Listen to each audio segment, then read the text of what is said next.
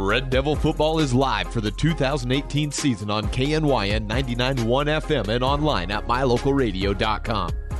Catch every regular season and postseason contest right here at your home for Red Devil sports. With the opening kickoff quickly approaching, let's head to the booth for pregame coverage. Welcome to pregame coverage here at Bill Bush Stadium in Lander, Wyoming, where the Evanston Red Devils will take on the Lander Valley Tigers. Kickoff scheduled for 7 p.m. tonight. Leading up to that 7 p.m. kickoff, we've got great pregame coverage here on KNYN 99.1 FM and online at mylocalradio.com.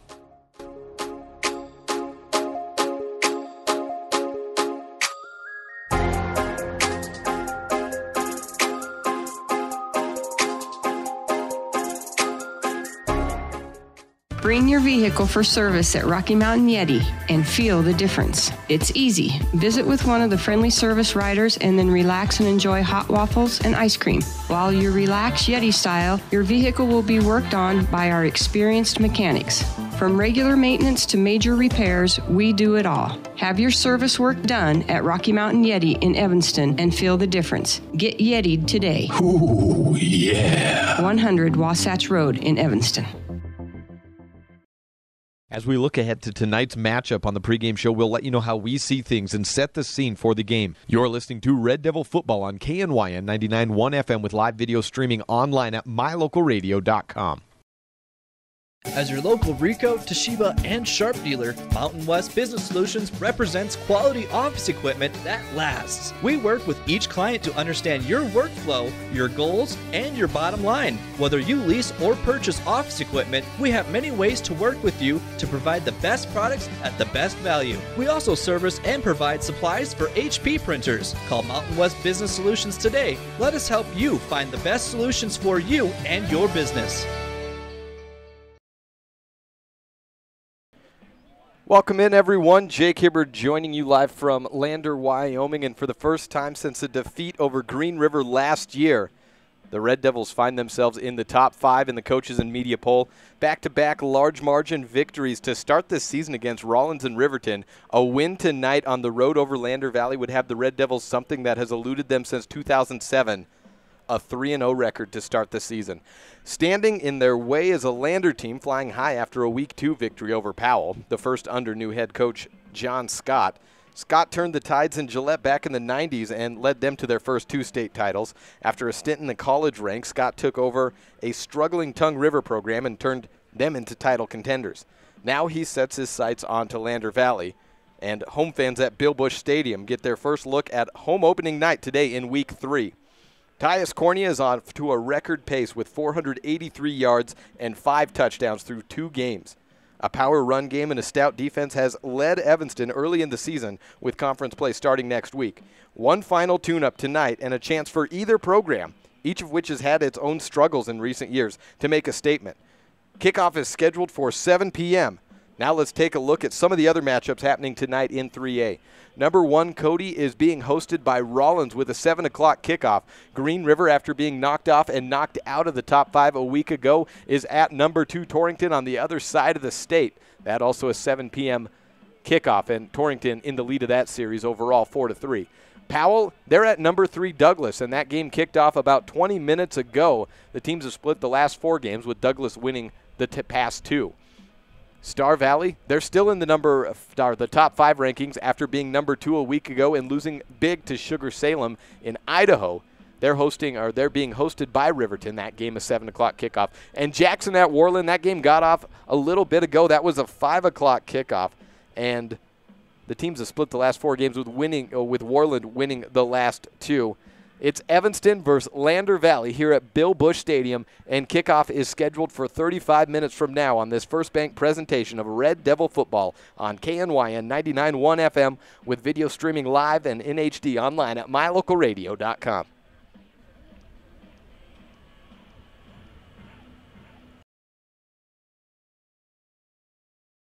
Forming a relationship with Trona Valley at an early age is a wise choice. We believe that learning money management skills at a young age can help set a better foundation for establishing good financial habits. Money management skills are important for financial success, whether saving or borrowing. Trona Valley offers youth loans to members under the age of 18. Our loan options are perfect for kids. They can learn the basics of borrowing, which includes interest, terms, and payments. If there are any questions along the way, we can help. Trona Valley, member NCUA.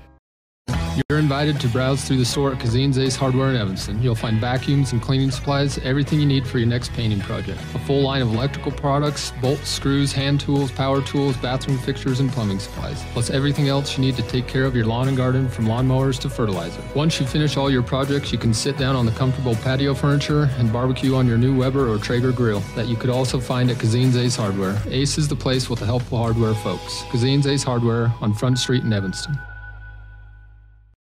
You're in good hands when you choose Dr. Stosage and Dr. Buick at Wyoming Dental Specialties for dental implants and wisdom tooth extractions. They work with passion and focus. They use techniques and technologies that are modern and precise. With 2 decades of experience, their skills are highly specialized. If you need teeth extractions or dental implants placed, come see Dr. Stosage or Dr. Buick at Wyoming Dental Specialties, 50 Park Road, or call us at 307-789-9034.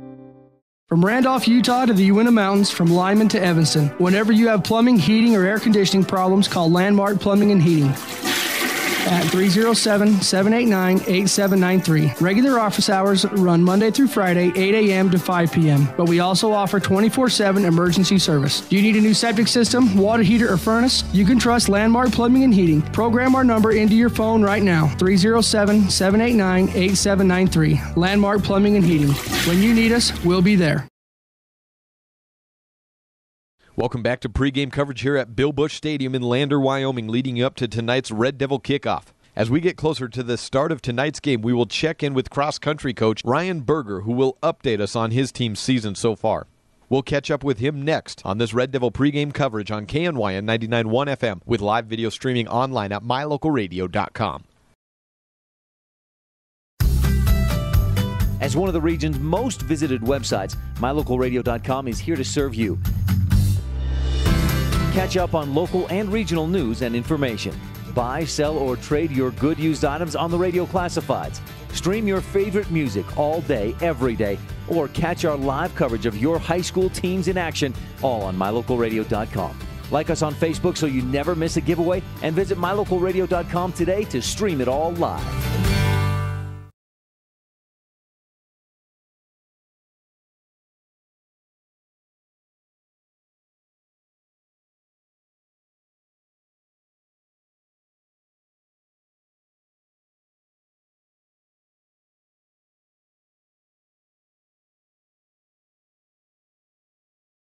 Joined again by Ryan Berger, head coach for the cross-country team. At Rock Springs, had a pleasant surprise going up against not a whole lot of teams, but some really good ones, one really good one in particular, and Evanston came out on top. Tell us about it.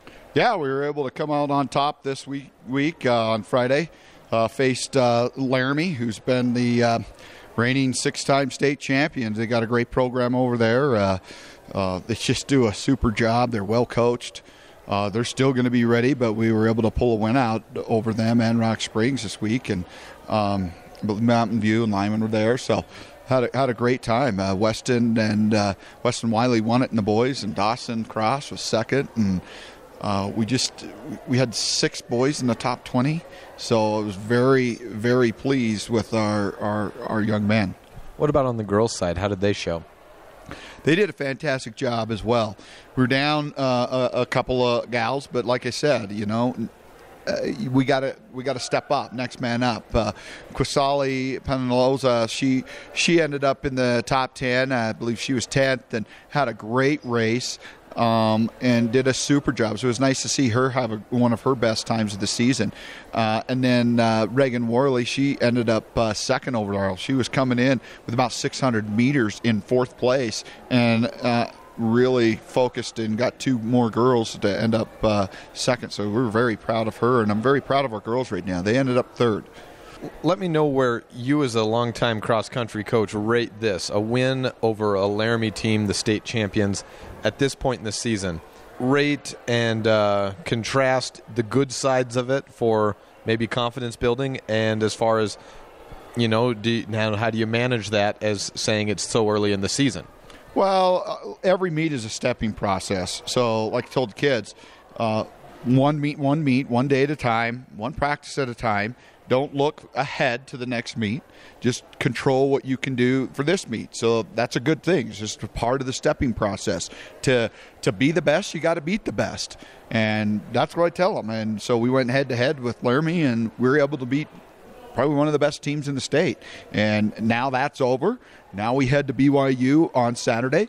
And today we don't think about what we did with Laramie and beating them because it's still early. But I did tell them they're well coached. They're going to be ready. Every team's going to be ready. You don't know. But we just keep going and building from that process. When you're down a man, it's someone else. So everybody else has to pick up the slack. And we're doing that in the boys. We're really deep. We got 10 runners that are very solid runners. And at any given time, any one of those 10 can do really well for us and help score. So now we're looking at BYU, and we're ready to go. And at BYU, you see a whole lot of competition that you won't see in culminating event time, but a whole lot of competition that's going to help prepare you for that event time. We'll see this competition again. We'll see them again maybe one or two more times. But some of the teams coming from Idaho, the big schools, we'll see them at the Nike regional cross-country meet in Boise. But just, again, it's a fast meet. It's a wonderful course. It's very flat. It's on a golf course. It's super fast. And we'll be doing a lot of fast training this week and really honing in on our speed and getting really fast, because that's how fast we'll be running when we go to state. Well, that's what we get when we go to Utah. You get the top-level competition, and you get people that you don't get sick of seeing. It's going to be a new crowd when you get to Wyoming State. Yep, and you go down in elevation too, and that helps too. And Salt Lake is probably about the same elevation. I think Sheridan's just a little bit lower, and it's an advantage. We're 7,000 feet training, and it's nice to be able to breathe a little bit better. Coach Berger, good luck. Hey, thanks a lot, and as always, go Red Devils. Thank you to Ryan Berger, and good luck to the cross-country team this weekend. Next up, we'll visit with the coaches of tonight's team on the Pat Fackrell Pregame Coaches Show. You're listening to Red Devil pregame coverage on KNYN 99.1 FM with live video streaming online at mylocalradio.com. Does your time at the dental office feel like this? Or like this? At Bear River Dental, we do everything we can to help your time at the dental office feel more like this. Call Bear River Dental today at 307-789-5608 to have a dental experience like this. That's Bear River Dental at 307-789-5608. We'll treat you well. No matter what season of the year it is, when you live in our neck of the woods, you need outdoor power equipment. With quality product lines like Stihl, Toro, and Walker, Superior Rental and Sales has what you need for every season. Everything from homeowner to professional grade products. Plus, when it comes to maintenance, you're covered. Our full-time mechanic is available for tune-ups, maintenance, chain sharpening, whatever you need. Stop in today, Superior Rental and Sales, 371 Prospector Drive here in Evanston. I think another good name for Matt Rex, the owner of T-Bar S Body Shop in Evanston, would be the Anger Eraser. I came out to the parking lot to find a ding and scratch. I was so angry, I went to T-Bar S Body Shop to get a quote and met Matt Rex. He said they would fix it, and he'd even talk to my insurance company. When I picked up my car, it looked great. No stress, no hassle. Matt's friendliness and quality service erased all my anger. When your car gets bunged up, don't get angry. Just let T-Bar fix your car.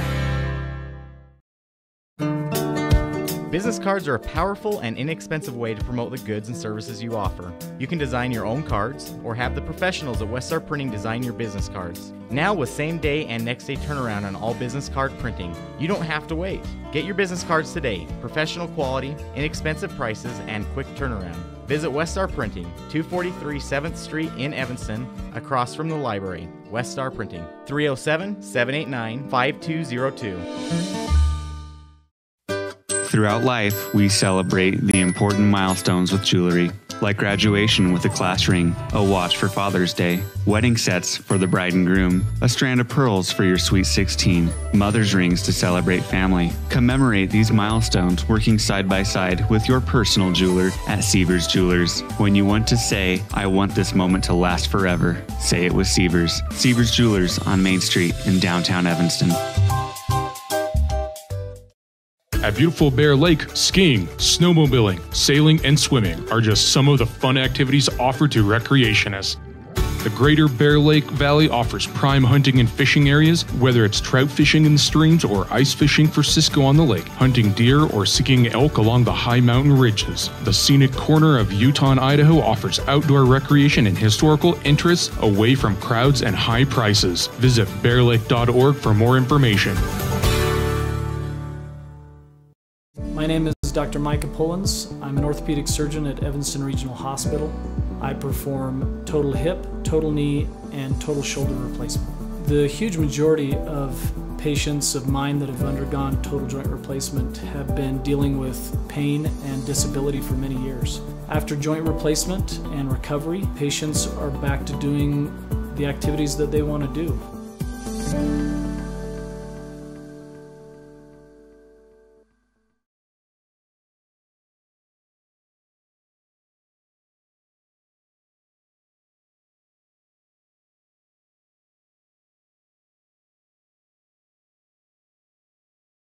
No one sees the game quite the same way the coaches do, so we'll take a few minutes to visit with opposing coach John Scott, and then we'll talk to Red Devil head coach Pat Fackrell to get his thoughts on tonight's game. You're listening to Red Devil pregame coverage on KNYN 99.1 with live video streaming online at mylocalradio.com.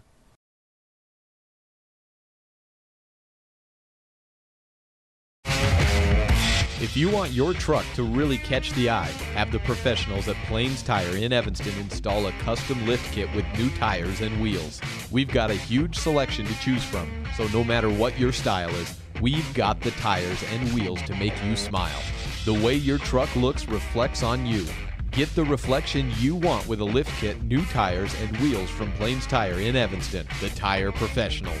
157 Bear River Drive. Stop in today.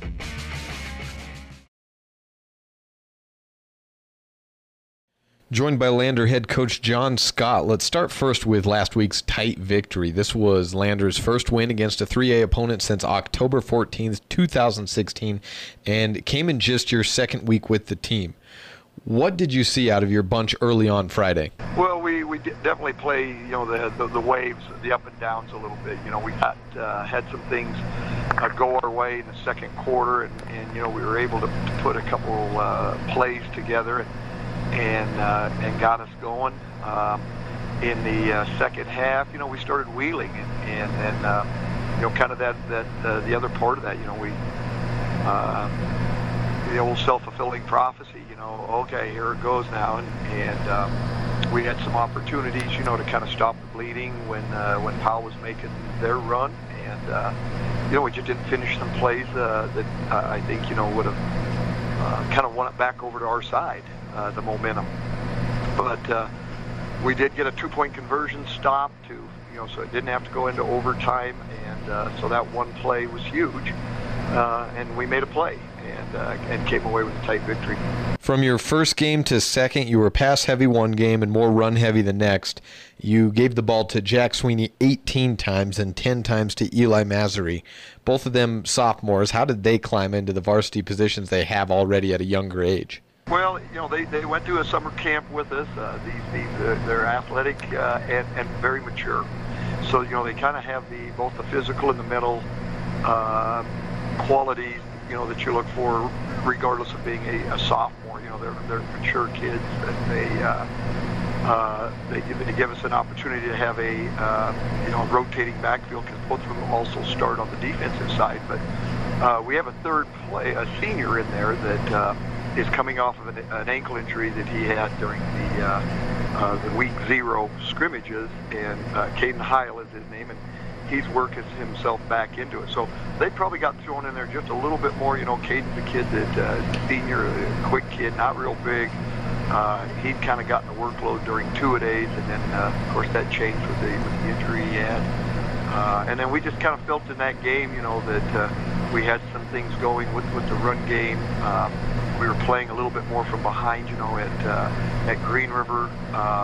And so, we just kind of take it week by week what's working for us and try to ride that out. And we had a little bit of a run game controlling some of the clock, and especially down the stretch, we needed to keep Powell off the field. So we tried to probably run a little bit more than the previous game. When you took over Tongue River more recently and Gillette before that, it took some time to build those programs. There was a lot of potential within those two schools, and I think you clearly see a lot of potential already on the field in Lander as well. Has there been any common threads for you throughout the years when you take over a program, or has each one pretty much been unique as far as your approach to each of those first seasons? No, you wish you could get that advanced to go Monopoly where you didn't have to go through all the park places and all the those type things on a Broadway on a Monopoly board, that you could just advance to go. And really, you do find that the cultures are very, very similar. There's a reason that the success hasn't been in the program, and so you really don't get a chance to bypass anything. It basically sometimes gets worse before it gets a little better, and you really can't speed the process up. We've got to go through a lot of things of how to prepare, how to practice, how to the mental, the physical. And you're tearing them down and trying to rebuild back up to the way you want to go, and for everybody there's a learning curve. They not only have to learn a new playbook in a way, but they've got to learn the way the coach wants it done as well on top of that. And you're trying to do the same thing with the coaching staff. We didn't get to bring in 8 new coaches or 5 new coaches or whatever, and so they're on that same plane. And I'll say this much, that I've really, from our senior class and coaching staff, that willingness from when I took the job to just say, we'll do it the way you want it. And they've been very genuine to that. So we've lost some kids, of course, through this, but the main group of them have stuck with us, and we're just going to ride it out and try to get a little better every week. Coach John Scott, thank you and good luck. I appreciate it. Thank you. That was first-year head coach for Lander Valley, John Scott. And we're getting closer to tonight's kickoff. Stay tuned as we'll visit with head coach Pat Fackrell in a moment on this Red Devil pregame coverage on KNYN 99.1 with live video streaming online at mylocalradio.com. Uintah County School District No. 1 has been committed to excellence since its beginning in 1870. This commitment is not only reflected in student education, but in our school buildings and facilities over the years. The staff at Uintah County School District No. 1 works hard to provide clean, comfortable, and safe learning environments for student learning. No matter what department you're working with, at Uintah County School District No. 1, you will always find us striving for the pathway to excellence. Hello, this is Dr. McKay Frankham. As a dentist in Evanston for over 20 years now, my mission has always been to provide quality dental care for people of all ages at reasonable prices. I'm a detail-oriented person, and it's important to me to stay current on new dental procedures and protocols that can help my patients have the best experience and have the best results. Over the years, I've also worked to keep my overhead low so that I can pass those savings on to my patients. I believe everyone deserves quality dental care. Please call us today at 307-789-8910. If you had a toothache, would you see a foot doctor? Or would you go to the dermatologist to have a baby? Of course not. When your vehicle needs service, take it to the best qualified mechanics. At Auto Farm Castle Rock Chevrolet, our technicians are GM certified service experts. They're trained to know every inch of your vehicle. Don't trust your vehicle to just anyone. Have all your service done at Auto Farm Castle Rock Chevrolet, 624 Front Street, Evanston. We're a different kind of dealer. When you run a farm or ranch, you understand how important water is when it comes to your animals. Not only does it matter for the overall health of your animals, but it directly ties to your bottom line. Ellingford Brothers sells cement water troughs and custom-built critter ladders, culverts, head gates, and septic tanks. See how Ellingford Brothers can help you with water options for your farm or ranch. Call today, 307-789-1515. That's 789-1515. If you're a person who enjoys comfort, affordability, and history, make sure you stay at the Best Western Dunmar Inn the next time you're in Evanston, Wyoming. In 1957, retired FBI agent Jack Dub Mills purchased the 17-unit motel referred to as the Oasis of the West that was frequented by stars like Dolly Parton and Tanya Tucker. Today, when you stay at the Best Western Dunmar Inn, you'll enjoy the history while you relax in one of the 165 ground-level rooms on 10 beautiful acres. Best Western Dunmar Inn. Reserve your rooms today, 307-789-3770. Is laundry one of those chores that drags you down? Let Joe's Modern Cleaners come to your rescue. Take advantage of their wash and fold service. You drop it off and pick it up. The rest is done for you. Or you could take all your clothes to Joe's, load them up into the multiple washers, then dry them in the multiple dryers, and do all 10 loads in the time that it would take you to do 2 at home. Ask about all our other laundry options at Joe's Modern Cleaners, 624 West Cheyenne Drive in the Frontier Square. Take all your clothes to Joe's. Welcome back to Red Devil pregame coverage here at Bill Bush Stadium in Lander, Wyoming. As we're nearing kickoff, we will hear from Pat Fackrell, Red Devils head coach, right after this.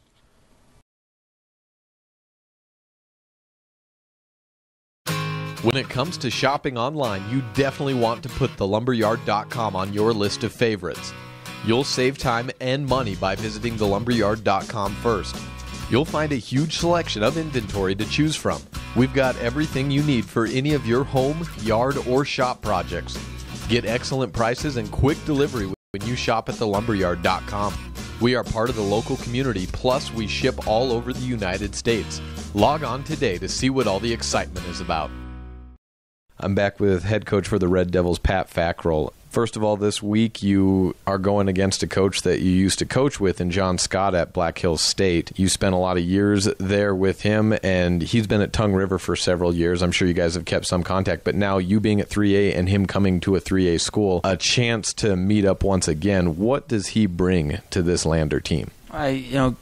Coach Scott's believes in fundamentals, and he teaches from ground up fundamental work, and he does a fantastic job of it. He gets his kids to play hard, and they play sound. And so, he's always does a great job in preparation and getting his kids ready to play. And so you can really see the strides that Lander has made in just the short time as you watch film. And so he's got some kids that play very hard. They run the ball hard. They got a D lineman that'll get off the ball and a backer that's physical. And so, they've got some tools.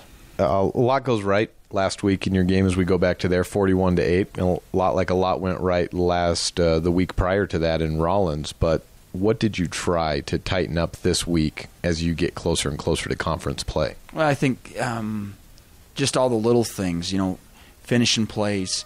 Right now we're kind of being spoiled a little bit with the big runs, and when we get a 4-yard run, we're kind of scratching our head maybe who missed a block or who didn't stay engaged, or if they get a big run, if they get a run, who missed the tackle. And it's still a good football play one way or the other. And so we're just kind of trying to tighten up the ship a little bit. Again, for us, focusing on the fundamentals, doing the little things right, trying to stay penalty free, and throwing and catching and blocking and tackling, and just staying sound in all phases of the game. It's no secret there's been a lot of lean years in a row for this program. Sitting at 2-0, a win this week would mean the first 3-0 start since 2007. That at the same time puts you no closer to a playoff spot, which you missed out on last year. So as you are trying to manage a group of athletes that have come up through a program that's been so lean as they get a little bit of taste of success, are you letting them celebrate a little bit, or is it a message of you got to stay focused, it's going to get tougher every week, or is it a mixture of both? We'll enjoy our wins. We enjoy our victories, in every way we can. But on the same end, we got to stay grounded. We got a long road to hoe, and it's like you said, we've kind of played in these non-conference games, and next week we start with the conference game. But we focused on Lander, we focused on Riverton, and that's what we have to control. And so, just again, we've got a great group of young men that play hard. They like the game. They play well together. And so we're just trying to stay focused on, each day and the work that we put in each day at practice. You mentioned to me last week that you wanted to get the passing game opened up a little bit more. You felt like you could have, but there was just really no need because of how well the running game was working. You did get it going a little bit more last week in Riverton, but of course you were able to rely a lot on the running game as well, as it was just piling up yards. Before you get into conference play, maybe this week, would you like to get a little bit more into it, of course, with not coming at the expense of having an anemic rush game? Right. We threw it around a little bit more. Our passing completion was higher. We didn't make the little mental mistakes that we'd made the week before. We're trying to add a little bit each week. Maybe in the same sense, we don't have to even break it out. We've got a few wrinkles here and there that we still have. But really for us, offensively, we're going to take what we get, and we're going to stay with what's successful. And so when we're running the ball so well, sometimes you kind of hate to kill the momentum by doing something or getting behind the chains. And so, but on the same end, Seth made some great throws. Our receivers made some great catches last week, for some touchdowns. And so we'll just kind of continue taking what defenses give us. And I think that's always been our MO, and we will continue that. Coach Fackrell, thank you. Thank you. This has been the Pat Fackrell Pregame Coaches Show, and coming up next, we will get starting lineups and the opening kickoff of tonight's game. This is Red Devil pregame coverage on KNYN 99.1 FM with live video streaming online at mylocalradio.com. In addition to local information and the best live coverage of local sports, you can stream music 24/7 at mylocalradio.com. Log on and choose the music you like best. Classic or modern country, indie, adult contemporary, or classic rock, stream it live through your computer or cell phone. Listen to the music you want and don't miss the information you need. Like us on Facebook and visit mylocalradio.com today. Receive the best service in the industry when you lease or purchase office equipment from the professional. In addition to local information and the best live coverage of local sports, you can stream music 24/7 at mylocalradio.com. Log on and choose the music you like best. Classic or modern country, indie, adult contemporary, or classic rock, stream it live through your computer or cell phone. Listen to the music you want and don't miss the information you need. Like us on Facebook and visit mylocalradio.com today. Receive the best service in the industry when you lease or purchase office equipment from the professional, friendly staff at Mountain West Business Solutions. With a guaranteed quick turnaround time, we will save you money, time, and energy with quality products and customer service that is unmatched in the industry. Serving customers in Wyoming and Utah, Mountain West Business Solutions is a local company with a toll-free number, 866-583-9925. Call us today. Serving Wyoming since 1941, Plains Tire is Wyoming's oldest and largest tire dealer with great locations throughout the state. They'll get you the right tires and offer the best results for your vehicle at the lowest prices, guaranteed. Plus, you can go to any Plains Tire Pro dealer with their nationwide warranty service. And check out their Plains Tire phone app. Come down and see us at Plains Tires on 157 Bear River Drive for all your automotive needs. Hablamos también español. Have you been saying no to wearing your jewelry because of a missing stone, a broken chain, or a ring that's just too small? Or are you interested in redesigning your ring altogether? Jeff at Seavers Jewelers can repair or create almost all jewelry at extremely competitive prices. Jewelry is supposed to be worn. Bring it to Seavers Jewelers today for a free cleaning and any repairs it might need. Say yes to wearing your jewelry. Say it with Seavers. Seavers Jewelers on Main Street in downtown Evanston.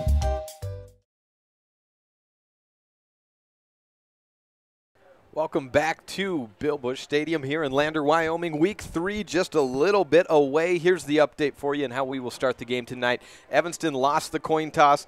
Lander deferred, so as it's to my understanding, they will kick in the first half, and Evanston defending the north end zone. Riley Griggs, team captain, senior linebacker, and tight end for the Evanston Devils, the one calling that coin toss. albeit incorrectly. So let's run you through our starters. First for the Evanston Red Devils offense and the Lander Valley Tigers defense. Starting with your Evanston Red Devils at quarterback, senior Seth Lloyd on the year, 12 of 22 with 3 picks and 4 touchdowns, 167 total yards as we are 5.5 minutes away from the opening kickoff. At receiver, Cody Smith, 5 receptions on the year, 63 yards and 2 touchdowns. At other receiver, we have Rigdon Wagstaff and Chris Perriman. Chris Perriman, a senior, with a pair of receptions, 1 for 12 yards and a touchdown a week ago. Rigdon Wagstaff, 2 receptions for 11 yards, long of 9. Tyus Cornea, 483 yards on 49 attempts through 2 weeks, 5 touchdowns, long gain of 68 yards, although he has at least 3 or 4 of 40-plus. Pablo Escalante, the fullback, wearing number 38 and a senior as well. 11 attempts on the rush for him on the year, 67 yards for a yards per carry total of 6.1. Riley Griggs, tight end, no receptions on the year, doing a lot of blocking for those aforementioned running backs of Pablo Escalante and Tyus Cornea, though. On the line, senior 6'1", 190-pound left tackle Ethan Moyer. Left guards, 5'11", 160-pound junior Sean Knighton. Brendan Thompson at center, wears number 78, 5'9", 195 senior. Jesus Quintero at right guard, wears number 58. He's 5'11", 199. And a junior, and Bridger Barker at right tackle, wears number 75, 6'3", 210, biggest guy on the line, and a returning contributor from last year's team. Those are your Evanston offensive starters. On to Lander for the defensive side. Start at middle linebacker, Jasper Roy, number 52, 6', 185-pound senior, 15 tackles, 3 for a loss and 1 pass breakup for Roy on the season. Slater Coffey, 17 tackles and 1 pass breakup, wears number 7, 5'10", 190. Jack Sweeney, your outside linebacker as well, number 32, and also saw a ton of time at running back last week in the win over Powell. 21 tackles on the year, 1 interception, or 2 interceptions, 2 pass breakups, 1 tackle for a loss. On the defensive line at nose tackle, Elias Rivera, 13 tackles and 1 fumble recovery. Wyatt Bornasian at the defensive tackle, 5'10", 185-pound senior, 9 tackles, 1 of them for a loss. On the defensive end, we've got Conrad Swenson, wears number 48, 5'9", 185-pound senior, 17 tackles and a sack. On the opposite side is Mason Cronk, wears number 77, and he's the big man on the Lander Valley line, 6'3", 230-pound senior, just 1 tackle on the season, but a defensive touchdown on an interception last week. 2:40 before the start of the contest, getting set for the national anthem in just a bit. Cornerback Eli Masery wears number 5, and a sophomore. On the opposite side, Caden Hill wears number 30, and he's returning from injury. At safety, Max Masery, 4 tackles on the season, wears number 2, and is your starting quarterback for Lander Valley. And Connor J, number 89, at safety, 4 tackles, 1 interception on the season. Those are your starting lineups. 2.5 minutes away from the start of this contest. Both teams are lined up set for the national anthem just moments away. We will take a break and come back for the opening kickoff next on this First Bank presentation of Red Devil football on KNYN 99.1 FM with live video streaming online at mylocalradio.com.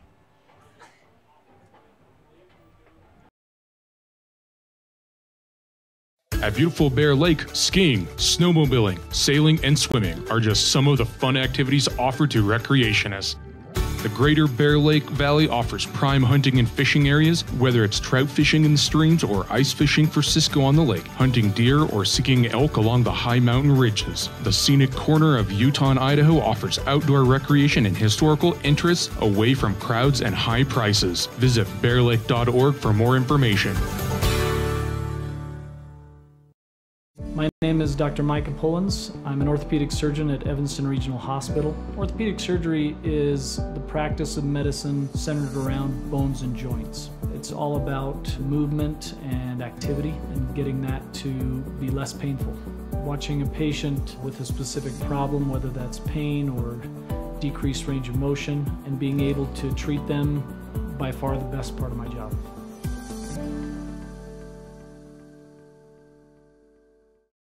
You're in good hands when you choose Dr. Stosage and Dr. Buick at Wyoming Dental Specialties for dental implants and wisdom tooth extractions. They work with passion and focus. They use techniques and technologies that are modern and precise. With 2 decades of experience, their skills are highly specialized. If you need teeth extractions or dental implants placed, come see Dr. Stosage or Dr. Buick at Wyoming Dental Specialties, 50 Park Road, or call us at 307-789-9034.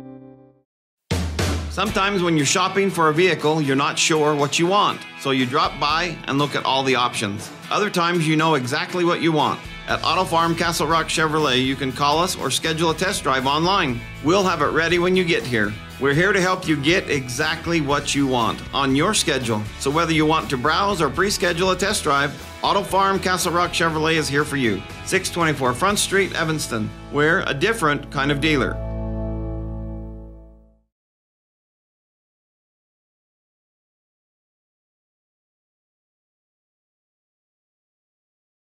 Welcome back to Bill Bush Stadium here in Lander, Wyoming. First meeting between these two teams in quite some time. Week 3, final week of the preseason schedule. Next week, we're back at K. Fackrell Stadium for Evanston versus Powell. Evanston won that one a year ago in Powell, and they'll try to do the same and go to 1-0 on the conference season. But before that, they have to get through this team, which headed up by John Scott, a guy that's turned around a couple of programs, Gillette back in the 90s, then came to Tongue River after a stint at Black Hills State, where Evanston's own head coach, Pat Fackrell, was a coach on the staff with Scott.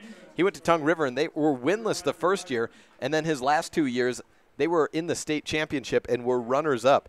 Starting lineups being announced right now. Again, Evanston lost the coin toss, and Lander deferred, so the Devils get the kick to start off the quarter. It is an interesting situation we have in the box. It is facing the west. The sun is beating down, and we cannot wait for it to go down over the mountain beyond us quickly enough.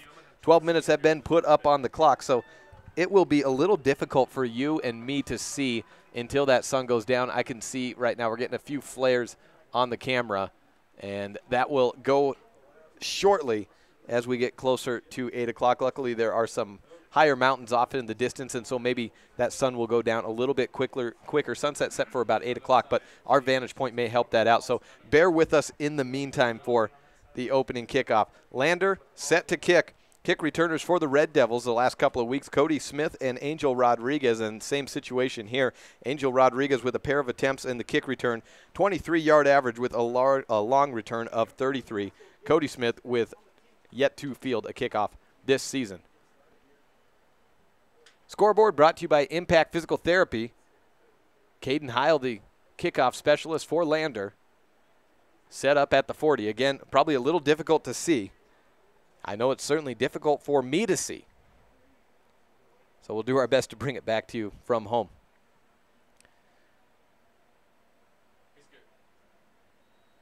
Whistle blown for Heil to be free to kick. Hands up. And we are underway here in week 3. Long kick fielded back near the end zone, just inside. Fielded by Angel Rodriguez. Takes it out to the 20, up the middle of the field, spins around, and gets just beyond touchback territory, probably about the 22-yard line. Angel Rodriguez has been the main kickoff specialist, returner for the Evanston Devils so far this season, and he's been a bit of a Swiss Army knife for the team. He's played slot receiver, he's played running back, and certainly seen a lot of carries last week in a blowout game against Riverton. He's the kickoff man, he's the punt returner, he's also the long snapper at times for the defense, for the kickoffs, and for the extra points and punts. First play from scrimmage, ball marked at the 23-yard line. 2 running backs, Escalante and Cornea. Seth Lloyd about 5 yards behind the center in the shotgun. 1 receiver on either side. High snap, handoff to Cornea. Comes up to the left side, turns around at the 25, tries to cut in, getting to the 30, but stops short at about the 27. Gain of about 4 yards on the play. First from scrimmage for Tyus Cornea. He has had 2 straight 200-plus yard games, almost 500 yards combined between the 2 games to start the season, and 5 touchdowns. Ball marked at the 27-yard line, gain of 4, and second down and 6. Cody Smith to the left side. At receiver, I formation for Seth Lloyd. Escalante has a hand in the dirt. Cornea up on 2 legs. Hands on his knees. Hand off to Escalante up to the right side. Pushing over to the right side, trying to get back to the line of scrimmage. May have done just that. May have been stopped a yard shy at the 26. Either way, 3rd down and long. Ball marked at the 27 once again. 3rd down and 6 on the no gain for Escalante. Into the contest, Chris Perriman and Rigdon Wagstaff. Riley Griggs, the tight end, out.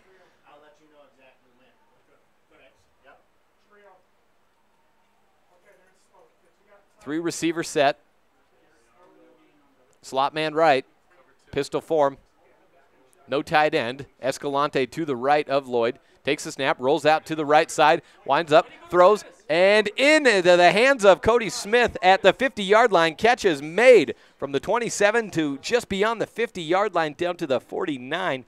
Give him a gain of 23 plus 1, maybe 2.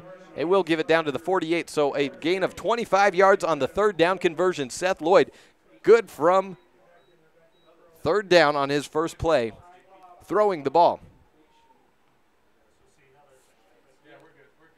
Smith, the go-to man last year, and early on, he's leading the team in receptions as well. 1st down and 10, just beyond the 50. Pitch left side. Cornea goes to the left of tackle, trying to make some moves. Out to the 45, falling down at the 40-yard line. Got tripped up on the play as the sun starts to set over the mountains, and that is a big relief for everyone up here in the press box and probably you back at home. Ball marked at the 40-yard line. Gain of 8 on 1st down. 2nd carry for Cornea, already over the 10-yard mark. 12 yards on 2 carries. Angel Rodriguez into the contest, as well as Cody Smith. Rigdon Wagstaff, a receiver as well. And is Cornea out at tailback, or are they going to slot out Angel? They will slot. Slot to the left and right. Angel on the left side, Smith on the right. Perriman and Wagstaff on the line. No tight end. And Cornea behind the quarterback, Seth Lloyd. Delayed handoff, goes to Cornea at the 35, 30, left sideline, down to the 20, inside of the 15, has one man to beat, down to the touchdown. Red Devils early drive, and Evanston scores. Tyus Cornea, touchdown number 6 of the season. 40-yard touchdown for Tyus Cornea. That pushes him over 500 yards on the season, and the Evanston Devils are up 6-0 on your Impact Physical Therapy scoreboard. 3 carries for Cornea, and just like that, crooked number already, as Tony LaRussa would say in the baseball realm. 3 carries for 52 yards. Just as the sun sets in the mountains beyond in the west, Pablo Escalante kicks through the uprights for the extra point, and Evanston leads 7-0 on the Impact Physical Therapy board. This is a First Bank presentation of Red Devil football on KNYN 99.1 FM and online at mylocalradio.com. When you look good, it helps you to feel good. When you look good, it changes the way others see you and the way you feel about you. To help you look your best, Joe's Modern Cleaners in Evanston offers dry cleaning services. Shirts and slacks and dresses last longer when they are dry cleaned. The colors stay vibrant longer. You will feel your best when you know you look your best. And you will look your best when you have the professionals at Joe's Modern Cleaners dry clean your apparel. Joe's Modern Cleaners, 624 West Cheyenne Drive in the Frontier Square. Take all your clothes to Joe's. 40-yard touchdown run by Tyus Cornea on 2nd down and 2, and the Evanston Devils already striking as they have the previous 2 weeks on that opening drive. 9:17 left in the first quarter, and it's 7-0. Devils kicking off from the 40. Pablo Escalante had 1 carry for a no gain on that drive. That set up 3rd down and 6. So Cornea going the rest of the distance 40 yards out, but without a 3rd down conversion by Seth Lloyd from the 27 down to the 48 on a good catch and loft throw up to Cody Smith. That score never has a chance to happen. Deep kick down and fielded by Fossen at the 2-yard line. Cutting up right sideline, running into Casey Perriman. He holds on like a steer wrestler and just takes him right in the gut and falls down. Ball marked at the 24-yard line. Make it the 20. And check on that, maybe at the 25. Regardless, 1st down and 10, and Lander taking over 2 minutes and 55 seconds into the first quarter. Give you your Lander starters and Evanston defensive starters as we get things going here at quarterback, Max Masery. He's flung it around and run with it a little bit, look for a lot of read option, and Eli Masery, younger brother, the sophomore, at tailback. Four-man front for the Devils. Early movement by Bridger Barker. He gets back in time. No neutral zone infraction on the play. Masry looks like an audible. Hands off to Eli Masry. Out to the 25-yard line. Gain of 1, maybe 2. Masry to Masry, and that's going to get confusing. So the QB's number 2. The running back's number 4. Max, the older brother, senior, and Eli, the younger, as a sophomore.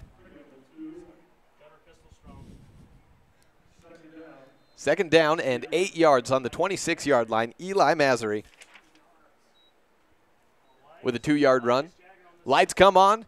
Throwback for Max, and he is up to Fossen. Tries to watch it in at the 48-yard line and incomplete right into the hands of John Fossen. Just couldn't quite look it in, and it is 3rd down and 8 at the 26-yard line.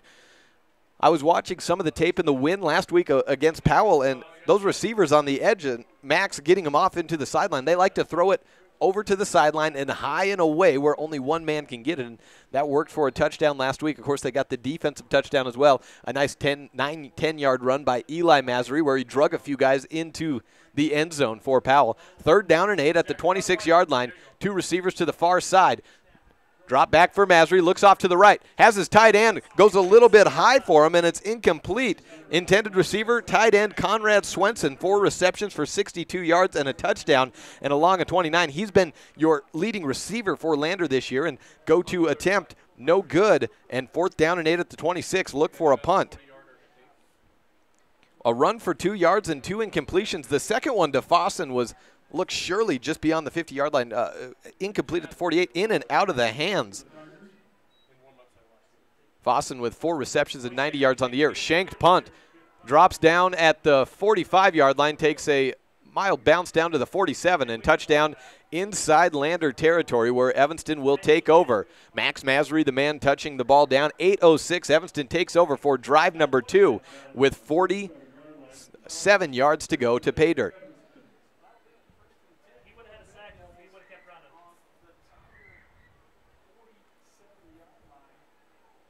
5-play drive was all it took for Evanston to score last time out. A 25-yard reception for Seth Lloyd on 3rd down and 6, the game changer. Cornea to the left of Lloyd. Can't tell if that's Escalante or it's Rodriguez to the right. Cornea takes it to the right side at the 45, cuts back in. Good gain on 1st down. Make it about 2nd and 5 down to the 42-yard line. Cornea cut to the right, didn't have a ton of room, but then split through the gap of a couple of Lander defenders. Rodriguez out, Escalante, the fullback, back in, so they ran a double halfback set on that last shotgun play. Chris Perriman also to the bench. Rigdon Wagstaff in at receiver. 2nd down and 5. 4 carries, 57 yards. Lloyd in the shotgun at the paw print to the 47-yard line for Lander at midfield. Sun has set, and we've got good view, finally, of the football field. Hand off to Cornea, goes left guard, dragging down at the tail of his jersey. He goes all the way inside the 35 to the 33-yard line. Looked like Conrad Swenson was holding onto his jersey and may have stretched it out a little bit. Snapped back into place with the form-fitting jerseys back in the old days. That probably would have been a torn jersey and a back for the rest of the day. Ball marked at the 33-yard line. 9-yard gain for Cornea.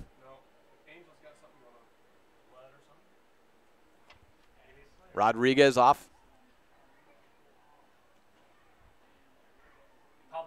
Looks like we need to get a 10th or an 11th man onto the field.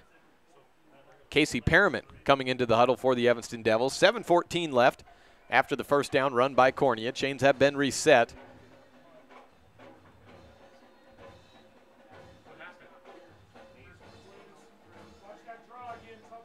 Slot man to the left and right. 4 receiver set. Lone back is Tyus Cornea.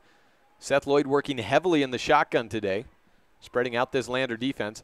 High snap, roll out to the right side, winding back to throw, wide open on the sideline. Cody Smith got a foot down, and catch made at the 12-yard line. 21-yard gain to Cody Smith, depending on the spot.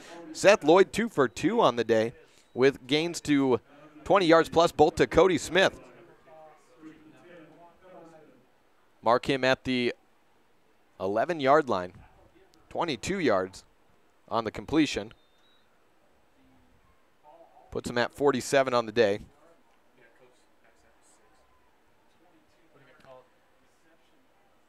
1st and 10. They can get a first down without getting a touchdown. I formation, Escalante the fullback. Cornea already with a touchdown. Takes the handoff straight up the gut. Pushing forward down to the 5-yard line. Give him 6 on the play. In on the tackle, number 64, Wyatt Bernasian. Tackle number 10 of the season for the 5'10", 185-pound senior.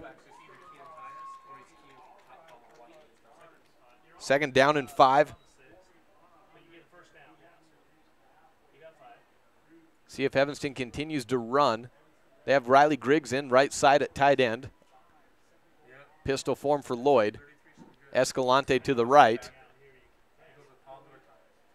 7 in the box. Give it to Cornea. Left side. Went opposite on the misdirection. Pushing right towards the goal line. It's definitely a first down, but did he get the ball across the plane? I think it's first down and goal a few inches out. First down and goal. The call indeed. 6-yard gain, 5.5-yard gain for Cornea. Looks like they're temporarily calling it 3rd and inches. Looks certainly inside the 1-yard line, which would mean it's a first down. 5:37, clock stopped here in the first quarter on the Impact Physical Therapy scoreboard. Evanston leading Lander here in week number 3, 7-0. A 40-yard touchdown by Tyus Cornea on the 5th play from scrimmage. If you're just joining us here at Bill Bush Stadium. 5-play drive, trying to add that up. They have about 70, let's see, they started the ball at the 22, so about a 78-yard gain, 78-yard drive on 5 plays. Or make it 68, I think they were out on the 30. So they mark it 3rd down and inches. The ball was at the 11. I'm not sure about that measurement, but 3rd down and inches regardless. 5-yard gain to Cornea. Officially make it a 4, 75 yards on 7 carries.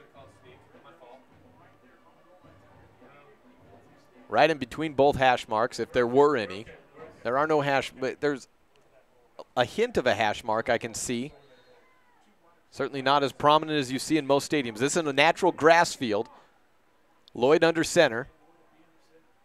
Cornea and Escalante straight away behind. To Cornea, pushing through, barreling right past Slater Coffey for the 1-yard touchdown. 13-0 on the Impact Physical Therapy board, and touchdown number 7 of the year for Tyus. 5:24 where the clock stops, and Evanston looking good once again offensively. Eric Orozco into the extra point special team at right guard. Seth Lloyd the holder. Escalante for the extra point. It's up and low post, so it's hard to see. It's good. Evanston up 14-0 on the Impact Physical Therapy board. Not just now, halfway through the first quarter on this First Bank presentation of Red Devil football on KNYN 99.1 FM and online at mylocalradio.com.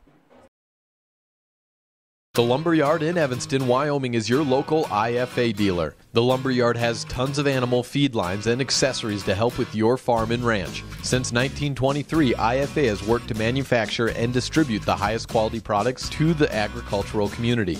The Lumberyard has partnered with IFA to develop product lines based on customer need.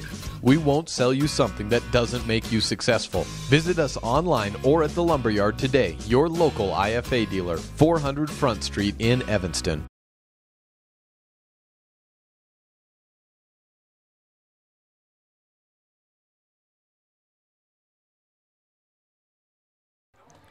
Set for kickoff number 2 of the day for the Evanston Devils. Gives us a moment to give you your Lander Valley offensive starters, something we didn't have a chance to do on that 3 and out. Left tackle, left to right, Mason Cronk, Jasper Roy, Jake Skinner, Wyatt Bornasian, and Jaden Bruce. Quarterback Max Masery, running back Eli Masery. And the kick is up and squibbed off to the left side. We've had a little bit of problem with kicking out of bounds, but this time fielded by Fossen at the 5-yard line. Pushing forward for a 15-yard gain and essentially a touchback.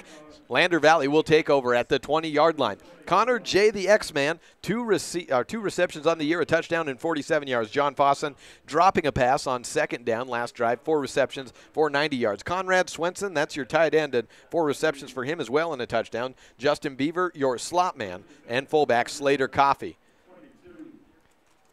Defensive starters for Evanston. 3-man front of Brendan Thompson, Bridger Barker, and Jesus Quintero, Tyus Cornea, Riley Griggs, Pablo Escalante, and Risgden Wagstaff. Your And Rigdon Wagstaff, your outside linebackers. Cody Smith and Chris Perriman, your corners. First play and run forward out to the 28-yard line. Slater Coffey with a good 6-yard gain. And I'm told Ethan Moyer out there starting on the line today. Yes, there he is, number 60 indeed. Ethan Moyer getting the start in series number 2. Safeties, Angel Rodriguez and David Baxter, it looks like, although Angel the only safety at the moment.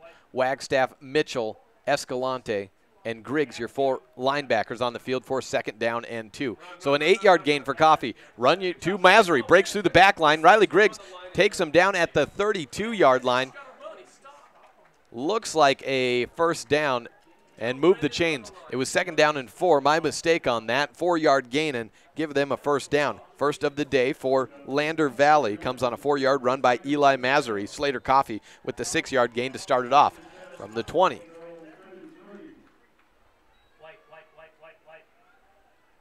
Out to the 32-yard line, first down and 10. Max Masry in the shotgun, slot man left.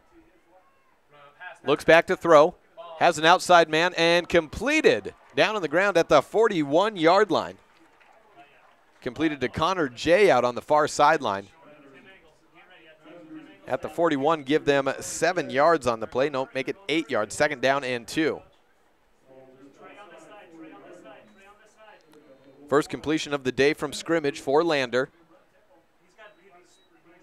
2nd and 2. Handoff to Masry. Stuffed up in the backfield. The ball's on the ground. Masry comes back up with it, but a loss of yards and make it 3rd down and 8 on the loss of 5 for Eli Masry.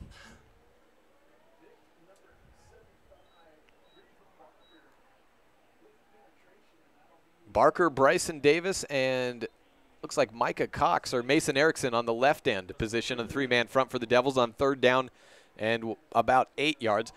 Throwback for Max, and he overthrows Connor Swenson once again on 3rd down, and 1 first down, but not another. Drive number 2, a little bit longer for Lander, but still not across the 50, and a punt situation once again with 3:21 left in the first quarter on the Impact Physical Therapy board.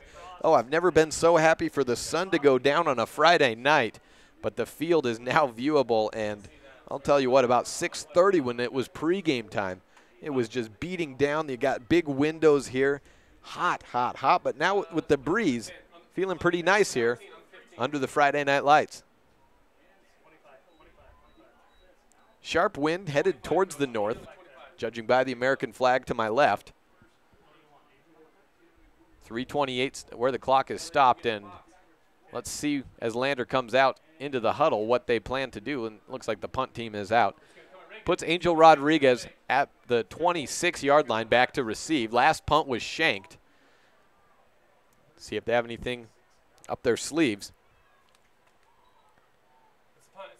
Punts away, and this one a whole lot better.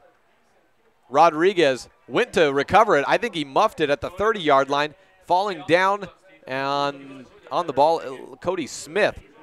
Not sure if Rodriguez actually touched it, but either way, Smith touching the ball down and not leaving anything for doubt. No replay at the high school level, so whatever the call on the field is, that's what you got to deal with sometimes. And Evanston will take over for drive number 3. Ball marked at the 27-yard line.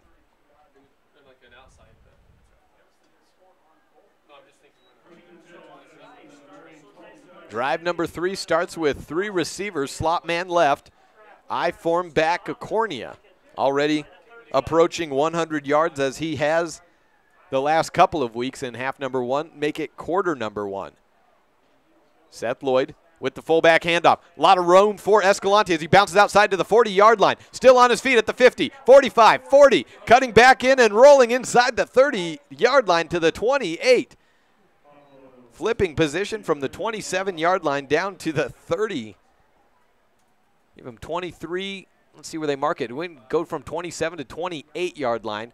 So 22 plus a 23. Gain of 45 yards for Escalante.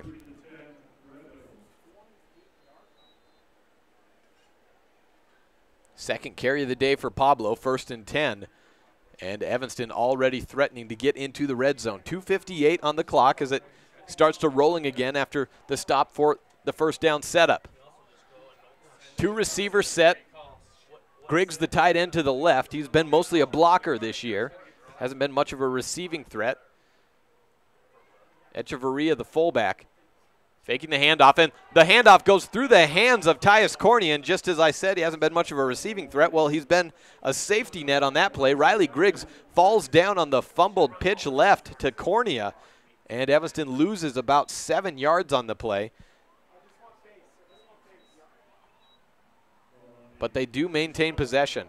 Ball marked at the 37-yard line. So a loss of 9.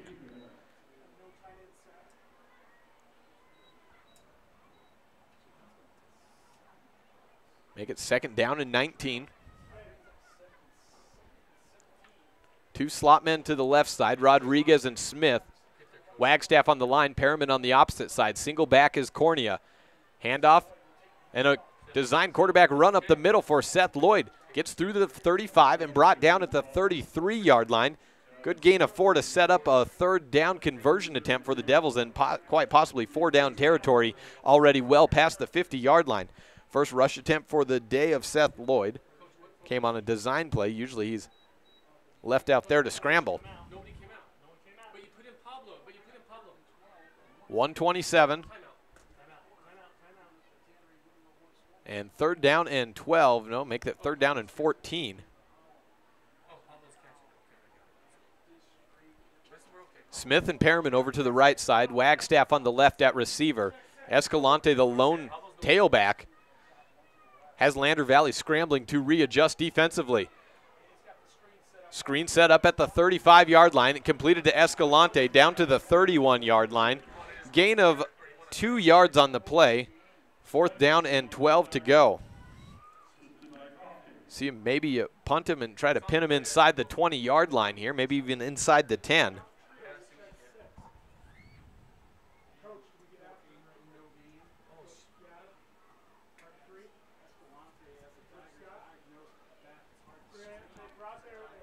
Cornea coming in at tailback. That he's also the punter, so could go either way here. Let's see what the setup looks like. Evanston setting up to the left hash mark, and they're going for it on 4th down and about 13.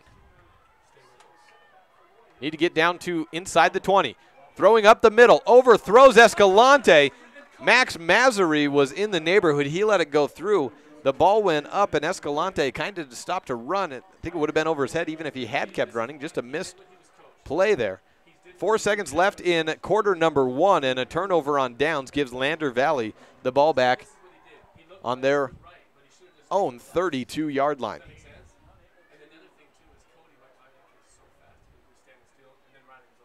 14-0. This is the final play of quarter number 1, and another good start for the Devils.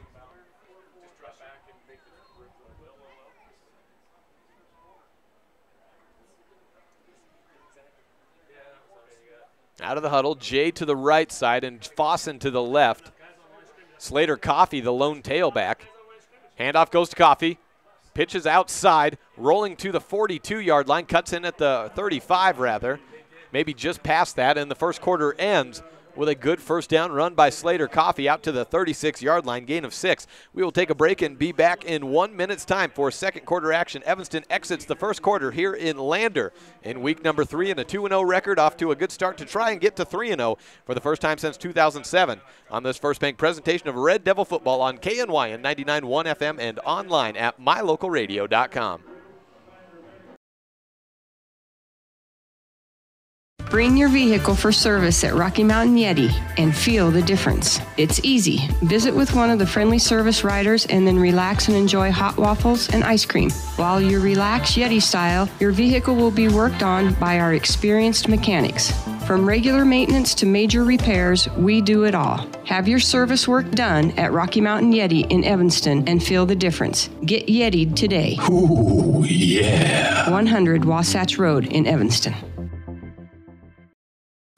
If you haven't seen the huge selection of furniture and appliances at Kazin's, you've got to stop by. Is your mattress old and lumpy? We sell mattresses. Has your dishwasher quit doing its job? We carry a full line of kitchen appliances. Does your living room furniture look like it started out in your great Aunt Vi's house? We've got you covered. At Kazin's, you'll find great prices and everything you need to furnish your home inside and out. Stop in today. Kazeen's, 800 Front Street, Evanston. Second quarter starting with Masry in the shotgun. Handoff left side to Eli Masry. Cuts and good run down to the 49-yard line from the 36. First down and more, 13-yard gain in the first big breakout run of the day for Eli Masry after a loss of 5 on the fumble last time. Flag in the backfield, though, marked at the 38. Holding may be bringing that play back. Wait for the white hat call. Holding is the call and against the offense. So at the 38, if that's where the spot of the foul is, it will be pushed back to the 28, and looks like it's even farther back than there. Ball marked at the 27-yard line. So a 13-yard gain ends up being a net loss of 24 when you all consider all things. Second down and 16. The play. Max Masry under center. Slot man right. Eli takes the handoff. Runs right into Bryson Davis. He holds on and comes up with the tackle. Gain of a couple on the play. Davis gets a slap on the back by Bridger Barker after the tackle. He was in the right place at the right time and looked like he just needed to not move and not get blown over by the sophomore tailback, and that's exactly what he did. Echeverria out at linebacker, replaced by Escalante. Gain of 2 on the play by Masry. Masry and Coffey, the two backs to the left and right. Coffey the fullback, but Mike Allstott style, they put him in single back situations and run with him. At least they have a couple of times already. Big windup by Max Masry. Looks for Connor J near the first down yard marker, and it's completed at the 38-yard line. Should be good enough to move the chains on 3rd down and 14. Gain of exactly that. Completion number 2 of the day for Max Masry. Both of them going to Jay.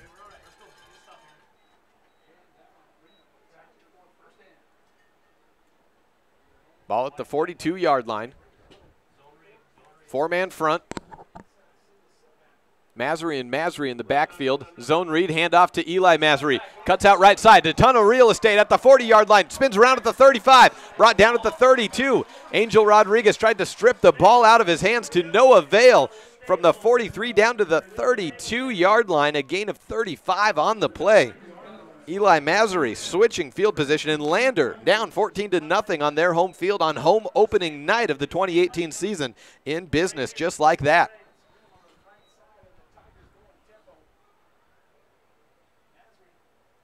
32-yard line where first down. Masry takes another handoff at the 25. Cuts up the middle. 20, 15, 10, 5. Touchdown. Masry with a 32-yard touchdown run to make it a one-score game on this Impact Physical Therapy board, brought to you by Justin Dennis. A whole ton of real estate. The seas parted for Eli Masry as he ran straight through the gut. No one could catch him. 10:33 left, and it's 14-6 on the Impact Physical Therapy board. 68-yard gain, all things said, for Masry.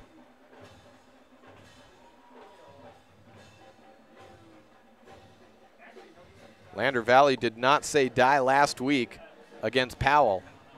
Showing no die and showing a much improved team from what they had on the field last year. Extra point is up and in. John Scott trying to work his magic here on home opening night in Lander Valley, and he's got his team on the board thanks to a 32-yard touchdown run by sophomore Eli Masry on this First Bank presentation of Red Devil football on KNYN 99.1 FM with live video streaming online at mylocalradio.com. Does your time at the dental office feel like this? Or like this? At Bear River Dental, we do everything we can to help your time at the dental office feel more like this. Call Bear River Dental today at 307-789-5608 to have a dental experience like this. That's Bear River Dental at 307-789-5608. We'll treat you well. A 28-26 win last week against Powell. Put everyone on notice. Not that Powell has been at the top of the ranks in 3A, anything but in recent years. However, anything any win against a 3A opponent for Lander Valley was something to notice, and that's what they did last weekend. First year coach John Scott, we mentioned a little bit in the pregame. Most recently, he was at Tongue River. He had a 23-24 record in 5 years as head coach from 2012 to 2016. But keep in mind, he went 0-8 his first year and finished 2015 and 2016 as the state runner-up. So you take a winless team to state champs just like that, or just that close to state champs. Prior to that, at Gillette, he won 2 state titles, had a 43-14 record in his 6-year stint at Gillette. 9-9 the first 2 years, 34-4 the final 4. Kickoff fielded by Angel Rodriguez at the 5-yard line, out to the 25, and breaks a tackle. Check that. That's Cody Smith out to the right side, and he's on his way past the 50 to the 40, 35-yard line. Gigantic kick return by Cody Smith out to the 32-yard line. First kick return of the year fielded by Smith, and it's a good one. From the 5 all the way across the 50 and down to the 32-yard line. 18 plus 45. Let's check my math here. It'd be well over 50. I think it's about 52, 53. 10-14 left in the second quarter. Evanston out for drive number 4. Seth Lloyd at quarterback. One receiver either side. Perriman on the right, Smith on the left. High handoff. Out to Cornea, over to the right side. 30-yard line, cuts back into the 25, spins around down to the 20, inside to the 18. Brought down by Bornasian at the 18-yard line after a gain of 12 yards. Make it 14 yards on the rush for Cornea. 89 yards on 8 carries for Tyus. As has become customary through this early season, he's averaging at or above 10 yards per carry.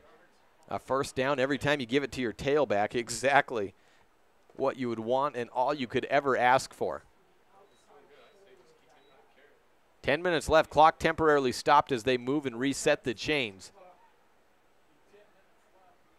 Evanston got the passing game going last week against Riverton. Seth Lloyd finished 8 of 12. And I asked Coach Fackrell, do you maybe want to get it going a little bit more, or at least test it out a little bit more this week at Lander as you head into region play the following week? And he said, yeah, it'd be great, but if you got Cornea going like he is, why would you go away from him? First down and 10, ball at the 18, I form, Cornea the back man. Blitz coming from the middle, they give it to Cornea. He runs through the blitz to the 15, pushes his way inside to the 13-yard line. Got a good fullback block by Pablo Escalante on the gain of 5. 94 yards through 9 carries for Cornea.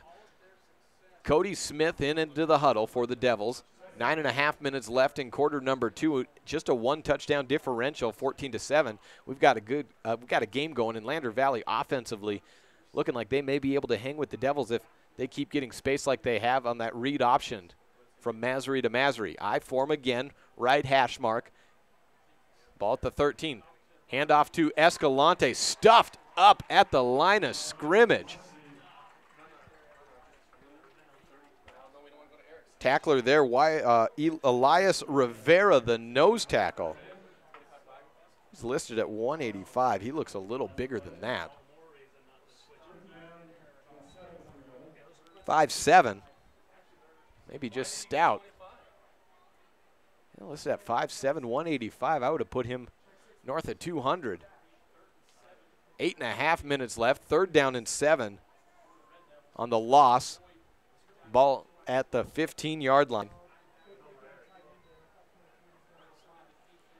2 tight end set.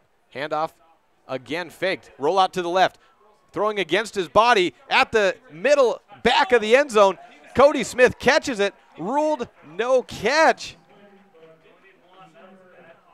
Ruled out of bounds. Run that replay back if you're watching at home. It looked like Smith had a foot in on 3rd down and 7. Make it 4th and 7.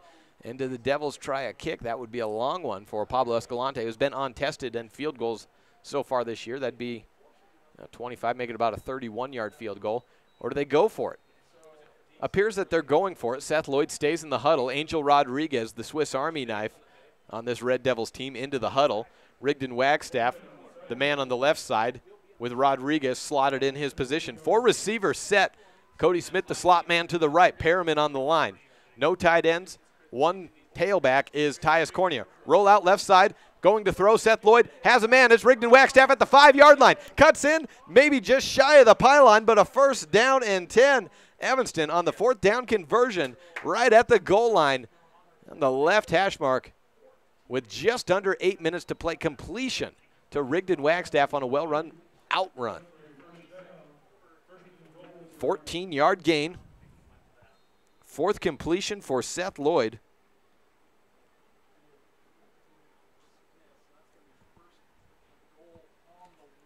First and goal on the 1. Cornea, the tailback, probably going there. Stuffed up box.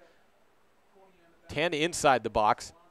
Handoff to Cornea. Can he get through anyways? Driving in and touchdown. Red Devils 20-7 on the Impact Physical Therapy board. Put 10 in the box. Cornea versus the world. It doesn't matter. He found a hole to the left side of his offensive line.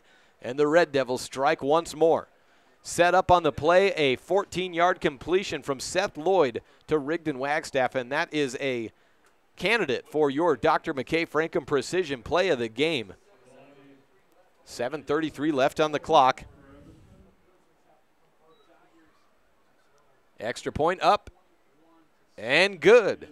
21-7 on the Impact Physical Therapy board. 7:27 left in quarter number 2 on this First Bank presentation of Red Devil football on KNYN 99.1 FM and online at mylocalradio.com. In business since 1936, Ellingford Brothers started with 3 brothers building bridges across Wyoming. Over the years, the company has expanded into different aspects tied to construction, including ready-mix, steel fabrication, heavy hauling, hotshot services, and crushers. Ellingford Brothers is reliable, honest, and offers competitive pricing. When it comes to all things construction, come to Ellingford Brothers in Evanston, Wyoming. Call today, 307-789-1515.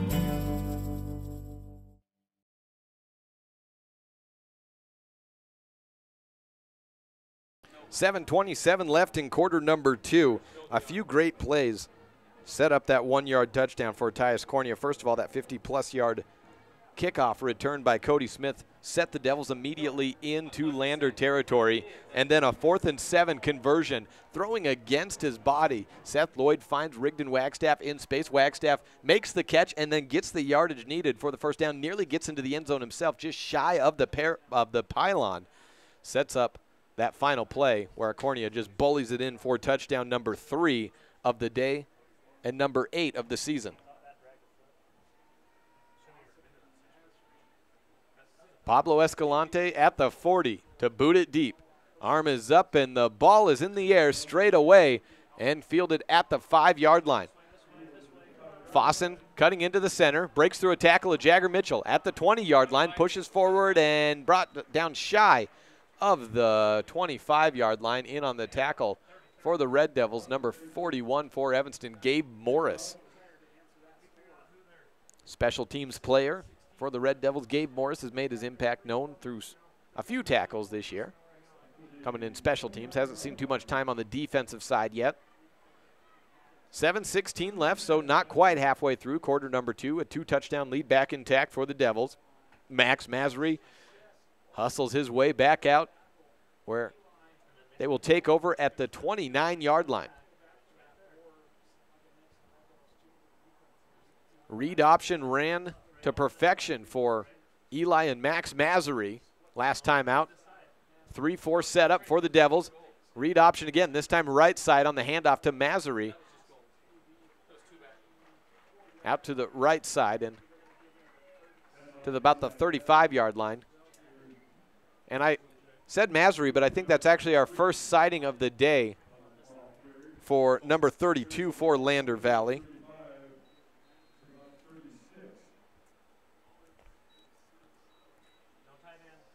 Jack Sweeney with the carry and a 7-yard gain.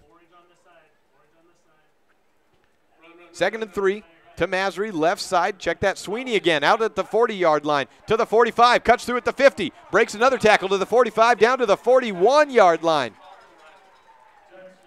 14 across to the 50, and add 8 more. Gain for Sweeney down to the 42-yard line, so make it 8 plus 14, 22-yard gain for Jack Sweeney.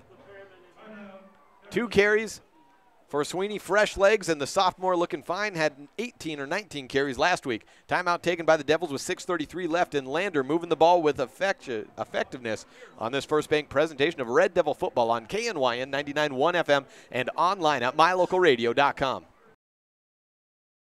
If you're a person who enjoys comfort, affordability, and history, make sure you stay at the Best Western Dunmar Inn the next time you're in Evanston, Wyoming. In 1957, retired FBI agent Jack Dub Mills purchased the 17-unit motel referred to as the Oasis of the West that was frequented by stars like Dolly Parton and Tanya Tucker. Today, when you stay at the Best Western Dunmar Inn, you'll enjoy the history while you relax in one of the 165 ground-level rooms on 10 beautiful acres. Best Western Dunmar Inn. Reserve your rooms today, 307-789-3770. The running game for Lander was big in the win against Powell last week. They went more pass-heavy in their loss to Green River in Week 1, and they found a running game again against Evanston tonight. Jack Sweeney and Eli Massery combining for chunk gains. Sweeney out of the game, and Slater Coffey, the tailback, taking the handoff to the left. Stiff arms a man down at the 40, and then pushing forward into about the 36-yard line. In on the tackle, Cody Smith. I think it was maybe Jagger Mitchell that got stiff-armed, or Mason Erickson on that. But Slater Coffey, the fullback, like I said, Mike Allstott style. They may be listed as a fullback, but they put him in single-back run sets. And he's got power and just enough speed to find the edge. 6-yard gain for Coffey. That's about his season average per carry. 35 yards on the day. Up to the middle, they give it to Coffey again. Trying to find his way past the 35-yard line, and the stretch may have got it. Bridger Barker got him by the ankles, but Coffey was able to push forward for a couple. 3rd down and very manageable. Mark it 3 yards away. 1 yard gain for Coffey. 36 yards on 4 carries. Slot man left, looks like Beaver. No, Beaver's on the line. It might be a pass out to Max Massery. Chased by Erickson. Thinks about tucking and running out to the center of the field. In and out of the hands of Griffin Mitchell. Intended for Justin Beaver. And, it went through the hands of Mitchell. Beaver still had a chance to catch it, but the 2 hands up changed the trajectory of the pass. Expect to go for it here. Cross the 50 and down 2 scores midway through the second quarter. Evanston converted on 4th down and 7. This one a 4th down and 3. 35-yard line. They need to get it down to the 32. Coach Fackrell out on the sidelines barking out some last-second instructions for his defense. And the clock needs to be reset. That delays things and maybe gives both sides a little bit of a chance for adjustments. A 4-man front for the Devils. Bryson Davis, the right end, Brendan Thompson and Bridger Barker on the inside of that line. Can't tell if that's Micah Cox on the left end position or Mason Erickson.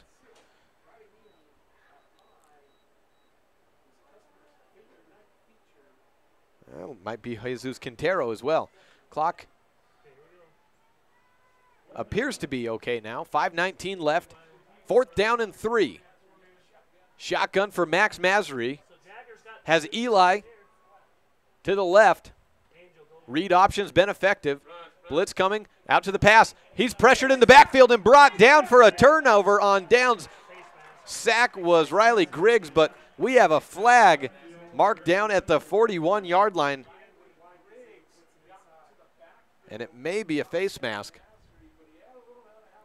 which would give him a 1st down. Personal foul. Face mask on the sack. 5:13 and a 1st down on a 15-yard personal foul on what would have been a sack. Well, what was a sack, but give a net gain of about 20 yards on what could have been. And they hold on to possession. Ball marked at the 26-yard line. Lander stays alive. Max Massery under center. Has Eli behind him. Rolls out to the right side. Gives it off to Eli. Right a tackle. Pushing through at the 25-yard line ahead to the 21. Gain of 4 yards perhaps. Second down and manageable. They mark it a gain of 4 indeed. Eli Masry, we mentioned the day Tyus was having. Eli up above the 70-yard mark at 7 carries. 2 receivers to the left side. Blitz coming in from Escalante. Screen pass and way over, thrown well over John Fossen. I think it was a misread between the 2 routes, the option route. Perhaps an uncalled intentional grounding. Eli Masry out at tailback on 3rd down and 6, and replaced by his fellow sophomore Jack Sweeney, who's had some good gains today as well. He's got 36 yards on 4 carries. Coming into the year, 22 attempts for 42 yards. Neither Eli nor Jack was a big gainer per yards, coming in with averages of 3 and 2 yards per carry. 3rd down and 6. Need to get to the 16-yard line. Masry hands off to Sweeney, right side, stuffed at the point of contact. Bridger Barker had the leg tackle. 4th down and probably about 6 to go once again. Still need to get to the 16-yard line. Ball marked right at the line of scrimmage. 4th and 6 indeed. Max Masry runs over to his offensive coordinator to get the call. Jack Sweeney is out. Put Eli Masry back in at tailback. They've got good receivers in Fossen, Jay, and Beaver. Jay and Beaver to the right. Fossen to the left, lone receiver. Wagstaff. Now they switch it around, so they put Beaver to the left, and a timeout called by Lander. We will take one as well. 4th down and 5 when we come back. 4:26 left in the second quarter on this First Bank presentation of Red Devil football on KNYN 99.1 FM and online at mylocalradio.com. If you can't give your dentist a 5-star rating, then you ought to consider making your next dental appointment with Dr. McKay Frankham. One patient said, "The best experience I've ever had at a dentist." Other customer comments include 5 stars plus. And not only is Dr. Frankham the best dentist I've ever been to, but I can actually afford to have dental work done by Dr. Frankham. Make your next dental visit a 5-star experience. Call for an appointment today at 307-789-8910.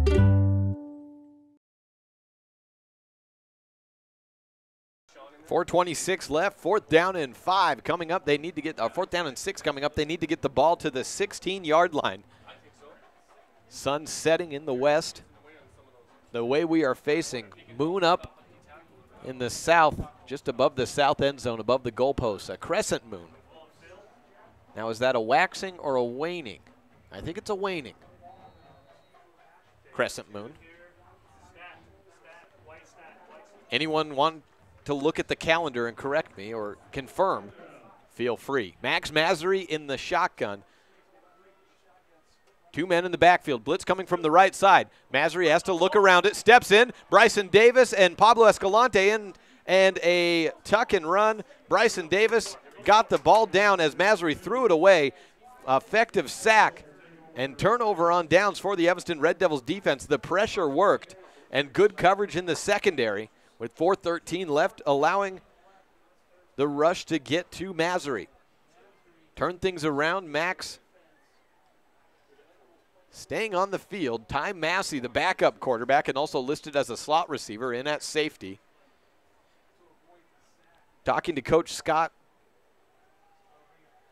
yesterday, he said Ty Massey, playing safety, number 4 on the right side of your screen in the back. He's just too good of an athlete to get off the field, as Eli Masry will play to the left of him. They said we need to get him on the field however we can, whether that's quarterback, running back, receiver, safety, linebacker. We're going to get him looks. Seth Lloyd over to the right side, overthrowing the 5'7" Chris Perriman at the 26-yard line on 1st down and 10. Would have been a minimal gain, but would have been a gain nonetheless. 4 minutes left. The clock is stopped. 21-7 on the Impact Physical Therapy board. Incompletion number 2 by my count of the day for Seth Lloyd, 4 of 6. 1 touchdown, probably should have been 2.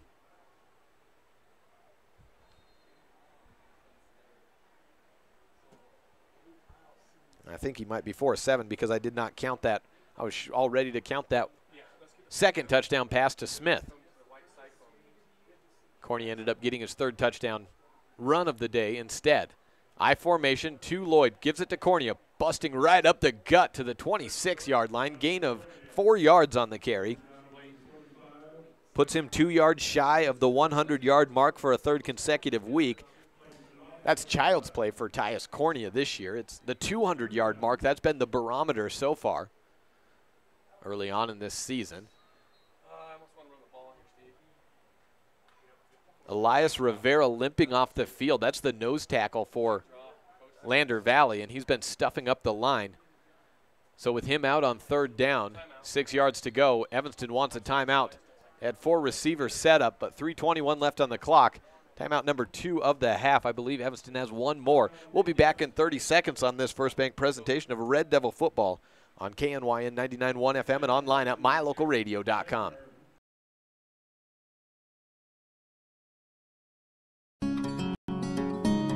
Education in Wyoming has been a long-held tradition.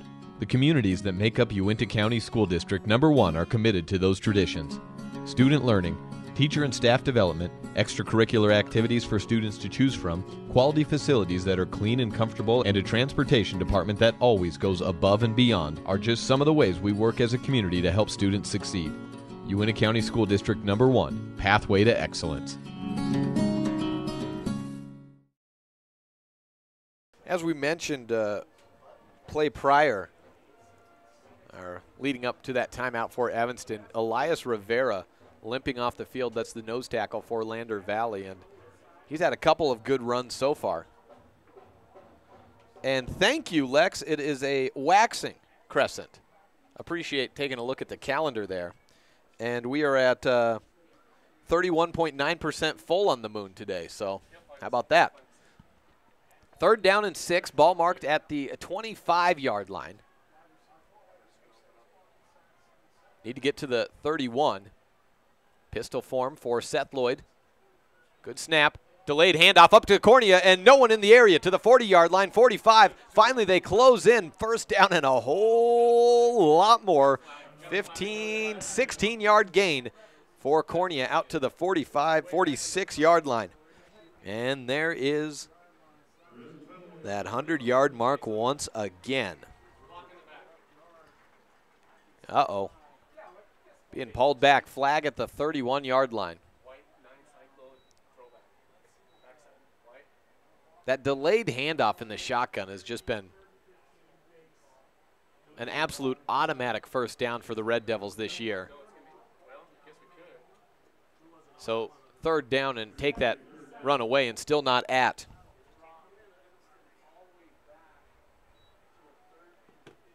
100 yards. Third down and 9, so they lose 3 net.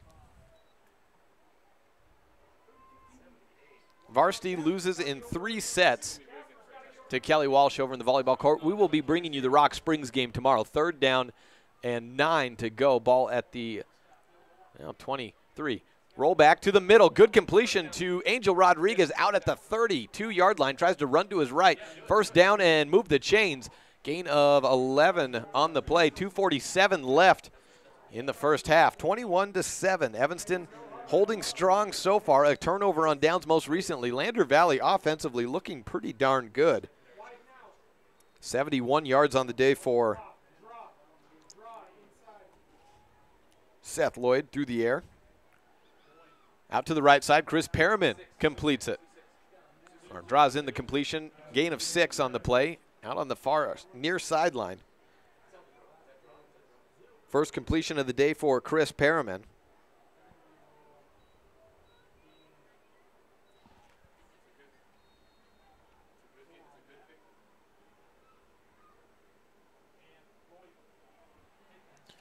Snap again and roll out right side on the handoff to Tyus Cornea. Brought down at the 35-yard line.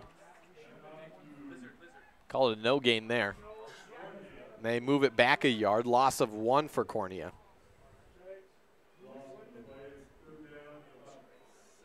3 yards away. He was over that marker.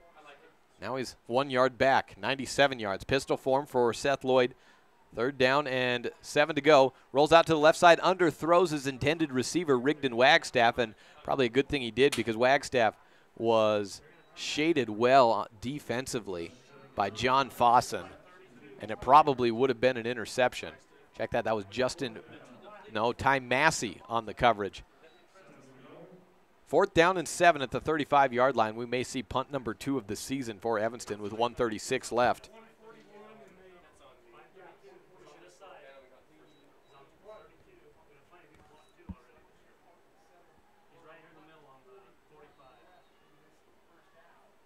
Cornea back at the 20-yard line to punt. Angel Rodriguez, the long snapper.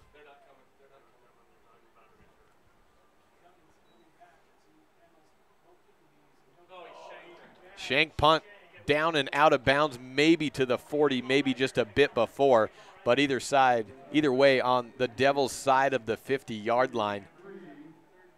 Ball marked at the 42.5-yard line on the 7-yard punt. So just 1:35 and I think 1 timeout left for Lander Valley, but enough time to make some noise and get this back to a 1-score game.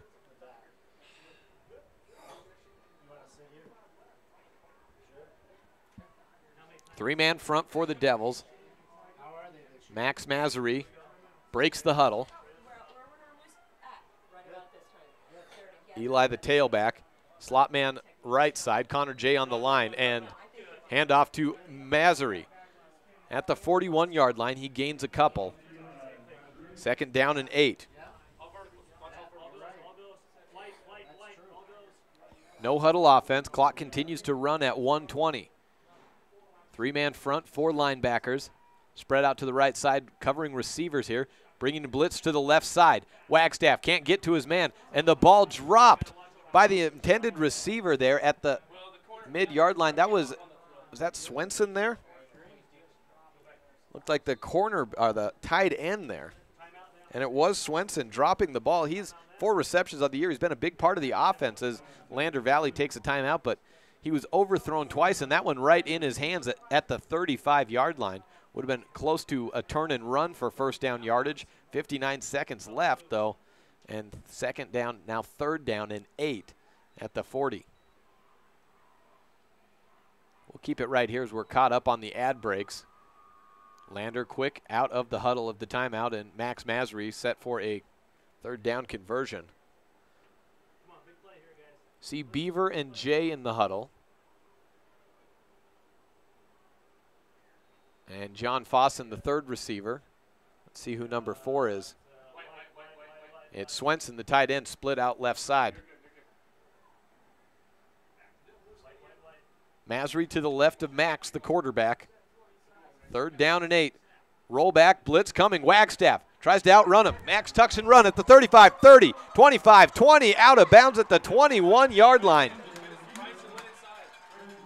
Gain of 21 yards on 3rd down and 8. Not a designed run, but Max Masery showing why they feel all the confidence in the world to run read option on that tuck and run. His first takeoff of the day. Take a look at the season stats running for Max Masery, and on top of that, in 9 seconds off the clock, and he got out of bounds. 12 rushing attempts for 43 yards and 1 touchdown for Max on the season.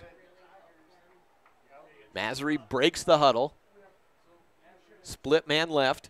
Jay to the line. On the line on the left. Split man is right, rather. Snap good. Masery drops back. Realizes the pressure. Steps up, throws. Has a man open in the back corner, but it's over and out. Connor J had space against Cody Smith, but the ball was just thrown out of bounds.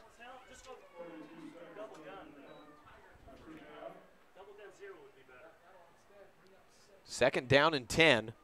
Ball still at the 21-yard line.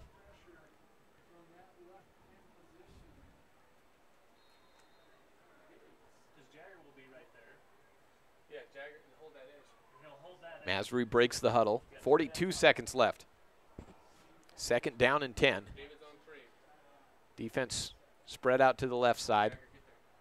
Jay, single coverage. Early movement by Swenson, and the flag thrown to play the whistle to play dead. A false start on Connor Swenson, the tight end in the slot position, will move him back 5 yards, and they're looking at 2nd down and 15. Move it back to the 26-yard line. Saw Swenson taking off a half step before the snap came back to Masery.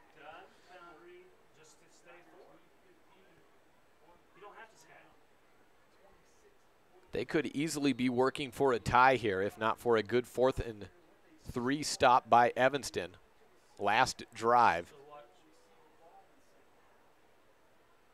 Lander will field the opening kick of the second half. A score here could shift the momentum for the home team. Masery back to throw. Pressure comes in. Steps up into the pocket. Has to beat Escalante. He does at the 15-yard line. Out to the left sideline. David Baxter touches him out of bounds. First down by Masery. Not able to get it done through the air lately, so trying to get it done through on his legs instead. Ball marked at the 13-yard line. A gain of 13 for Masery.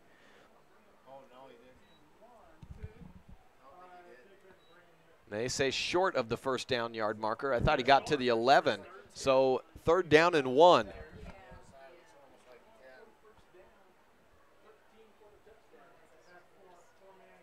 Give him 14 yards, but still a yard short. Masery in the shotgun. 3 receivers, 2 to the right. Eli steps from the left of his brother to the right. Hand off to Masery up the left side. Tries to cut through Escalante. Does get through that tackle, but Riley Griggs wraps him up in the backfield. Big loss on the play. Ball marked down at the 18-yard line. A loss of 5. 4th down and 6 coming up. Final timeout of the half taken by the Devils. That's the 2nd or 3rd negative run by Eli Masery on the day. Puts him back under 70 yards, 69 through 9 carries. Escalante couldn't bring him down in the arm tackle. Luckily, Griggs cleaned it up.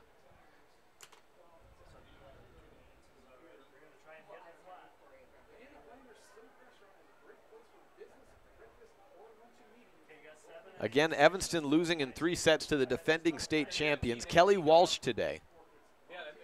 And for those of you wondering about the moon, according to Coach Cornea, 31.9% full, and it's waxing. Forgot which way I guess to the right, it means it's getting fuller. And if it's to the left, hangs to the left, it's dwindling away.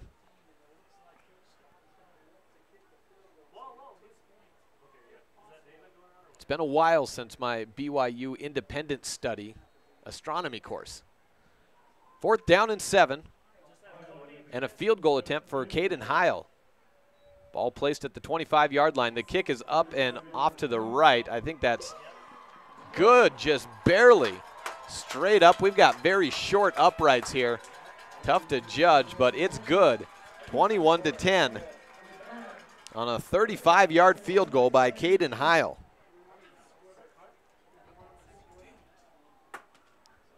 $18 seconds left in the half.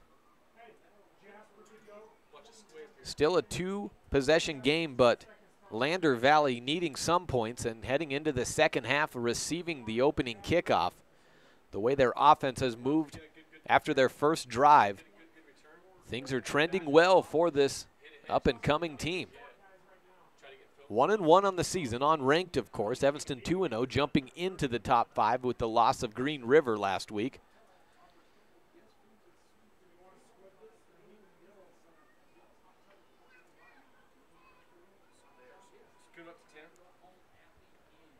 Two men back to receive for Evanston. Cody Smith to the far side. Angel Rodriguez to the near.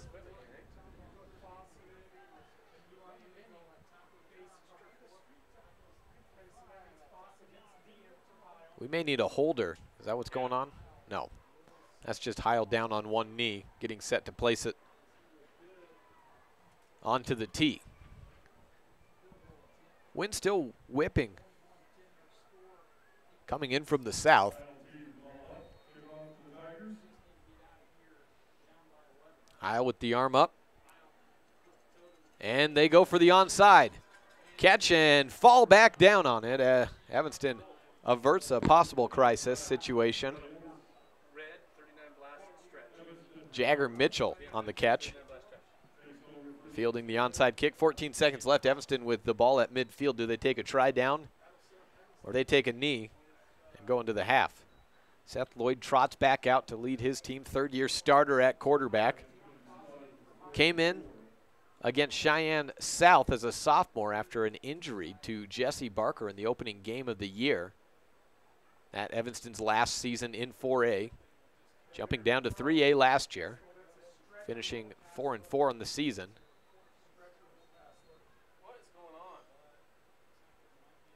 Play whistle dead. And both sides are sent to the sideline. A timeout taken here when we'll be back in just a bit as we'll take a 30-second break as well. Perhaps final play of this first half coming up next on this First Bank presentation of Red Devil football on KNYN 99.1 FM and online at mylocalradio.com. As one of the region's most visited websites, mylocalradio.com is here to serve you. Catch up on local and regional news and information. Buy, sell, or trade your good used items on the radio classifieds. Stream your favorite music all day, every day, or catch our live coverage of your high school teams in action, all on mylocalradio.com. Like us on Facebook so you never miss a giveaway, and visit mylocalradio.com today to stream it all live.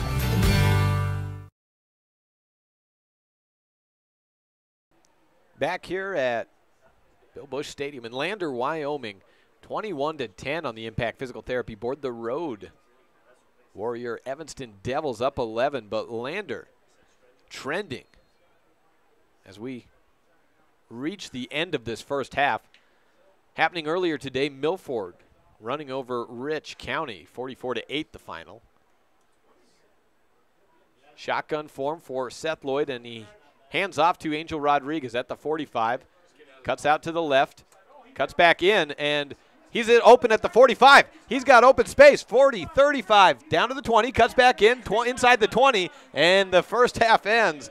Not a touchdown, but a big gain to end it, and quite nearly got the distance he needed. Fell 18 yards short of the end zone.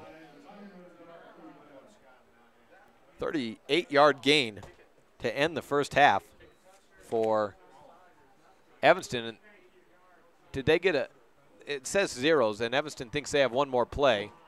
The clock did stop at 1 second with him down, but they let it run out. So we are at half. Again, a 8-yard run by Angel Rodriguez. Ends the first half. 14, make it 15 minutes on the clock for halftime in this home opener at Lander, Wyoming. Lander 1-1 on the season. Evanston 2-0. We've got a game so far, at least the best we've been able to broadcast this year.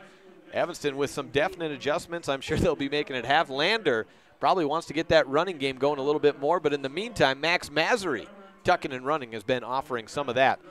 We'll be back with halftime coverage on this First Bank presentation of Red Devil football on KNYN 99.1 FM and online at mylocalradio.com.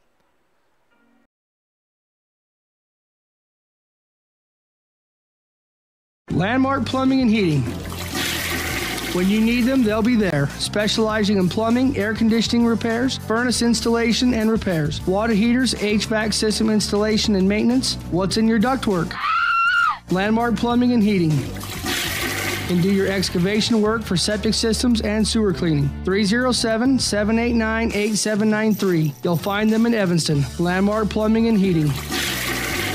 When you need us, we'll be there. For generations, gun ownership has been an important part of our heritage. At the Gun Room in Evanston, you'll find a large selection of quality firearms. Everything from personal protection handguns to hunting rifles and shotguns. With a wide selection of hunting gear, ammo, optics, and apparel, we have what you need. Ask about our 90-day layaway program. And remember, success on the range and in the field starts at the Gun Room. Call today, 307-789-2677. When you hit the bullseye playing darts, it's a great thing. When a rock hits your windshield and creates a bullseye, it's a bad thing. A small bullseye in your windshield can grow into a monster crack that covers the whole window. T-Bar S Body Shop in Evanston fixes rock chips. If the rock chip in your windshield has already grown into a giant crack, T-Bar S Body Shop can fix that too. When it comes to window repair or replacement, make sure you always hit the bullseye. Let T-Bar fix your car. Call us today, 789-2639. Light up your world with a custom-built LED sign from Rocky Mountain Sign in Evanston. It's a proven fact that signage that lights up creates more attention. So light it up and then add text, images, and video, and your sign becomes even more powerful. Start sharing your advertising messages and information with your customers today. The team at Rocky Mountain Sign provides all types of quality signage that is custom-built and maintained. Call today for a free quote. Rocky Mountain Sign, 307-789-5202. Rocky Mountain Sign, serving customers in Wyoming, Utah, and Idaho. The best live coverage of local sports, weather, local news, and radio classifieds, plus online streaming music, giveaways, and more. It's all on mylocalradio.com. Watch as your high school teams clash with their biggest rivals. Listen to the latest from your team's coaches. Catch up on local and regional news and stream your favorite music. Visit mylocalradio.com. Like us on Facebook and stream it all live. Forming a relationship with Trona Valley at an early age is a wise choice. We believe that learning money management skills at a young age can help set a better foundation for establishing good financial habits. Money management skills are important for financial success, whether saving or borrowing. Trona Valley offers youth loans to members under the age of 18. Our loan options are perfect for kids. They can learn the basics of borrowing, which includes interest, terms, and payments. If there are any questions along the way, we can help. Trona Valley, member NCUA. Well, it's not like Max Masry came into the game with a very high completion percentage. He was 15 of 34 for completion percentage. That averages out to just 1/10 of a tick over 40%. But 2 of 10, and that you can't lay that all on him in the first half. He's thrown some good balls. He's overthrown some guys, certainly. He's had some guys open. Connor J, for example, that could have been a touchdown in the back of the end zone, ended up being a field goal instead. Just overthrew him.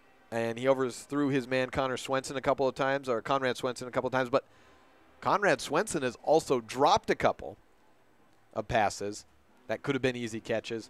So 2 of 10, you can't lay that all on Max Masry, but he could be a little more accurate in the second half. His receivers could get a little stickier hands, and I'll tell you what, this could very quickly be a game for Lander. Their offense is moving the ball well ever since really their first and second drives. They've been moving the ball effectively. Masry also has a pair of carries for 34 yards. Younger brother of the sophomore, Eli Masry, 69 yards on 9 carries. A couple of negative runs in there. If you take those out, he's gained close to 80 yards, but of course you can't. Slater Coffey, just 2 runs, but 6 yards. He averages 6.1 yards per carry, and he's got 6 yards and 6 yards.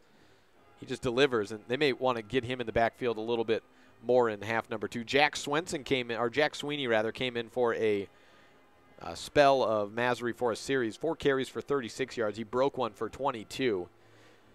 John Fossen, he's dropped a pass. He's been overthrown, and 0 catches. Connor J, the only man with a pair of catches of 8 and 14 yards. 2 catches for 22 yards. And as we mentioned, that's the totality of Max Masry's 2 of 10 completion percentage of 20%. On to the Evanston side, Tyus Cornea had a monster first quarter, and then he's certainly been slowed down a little bit in quarter number 2. We thought he would maybe surpass 100 yards in the first quarter. He exits halftime with 11 carries for 97 yards. Evanston has tried to spread the ball out a little bit more. 6 of 9 throwing by my count for Seth Lloyd, 82 yards, no touchdowns, although there was one, a throw to the back middle of the end zone, and Cody Smith looked to drag the foot. He certainly had the ball the whole way through. It was called back. Evanston ended up getting a touchdown anyways. They had to complete a 4th and 7 as a result, as that was 3rd and 7. They did that to Rigdon Wagstaff. He got it down from the 15 down to the 1 on a 14-yard completion, and Tyus Cornea, with his 3rd touchdown of the day, just drove it right through the middle of the hole. Cornea, 3 touchdowns, leading the way for Evanston, but defensively, the Devils are looking a little bit, shall we say, porous at times. They've clamped down on a couple of 4th downs. Their pressure from the edges, now that's been good. It has Masry running all over the field, but a couple of times, all that pressure has led to Masry just saying, okay, well, I'll step up into the pocket and take off, and that's how he has 34 yards on those couple of carries and 1 first down conversion. Thought it was a second on that 13, make it 14-yard run, but it was 3rd down and 15 or 2nd down and 15, whatever it was. Ended up just being short, and that came by way of a false start. So Lander, a few other things going their way, and they could be tied or maybe even leading this game. They get the ball to take off the third quarter. And you can see a team that was hapless last year with only a win over 2A Thermopolis. Their last 3A win prior to last week came October 14th, 2016. 2-1, that seemed pretty nice. 3-0, that seemed real nice for the Devils too, but a little bit of adversity. How do they respond to it? Rollins, they were able to run over, and they were able to defensively just stifle that team, running a double wing for the first time in, well, who knows how long the last time Rollins was running that offense. Last week against Riverton, you're playing against some hurt guys. They didn't have their best linemen on either the offense or defensive side, and then they were missing their top-flight running back, who was also their top-flight captain of the defense, that middle linebacker. Now you're seeing a team with some confidence for the first time in a while coming in, and they may be young, but this Lander team is not to be underestimated. We'll take a break and come back with Rachel Bizard, our standout student of the week, when we return on this First Bank presentation of Red Devil football on KNYN 99.1 FM and online at mylocalradio.com.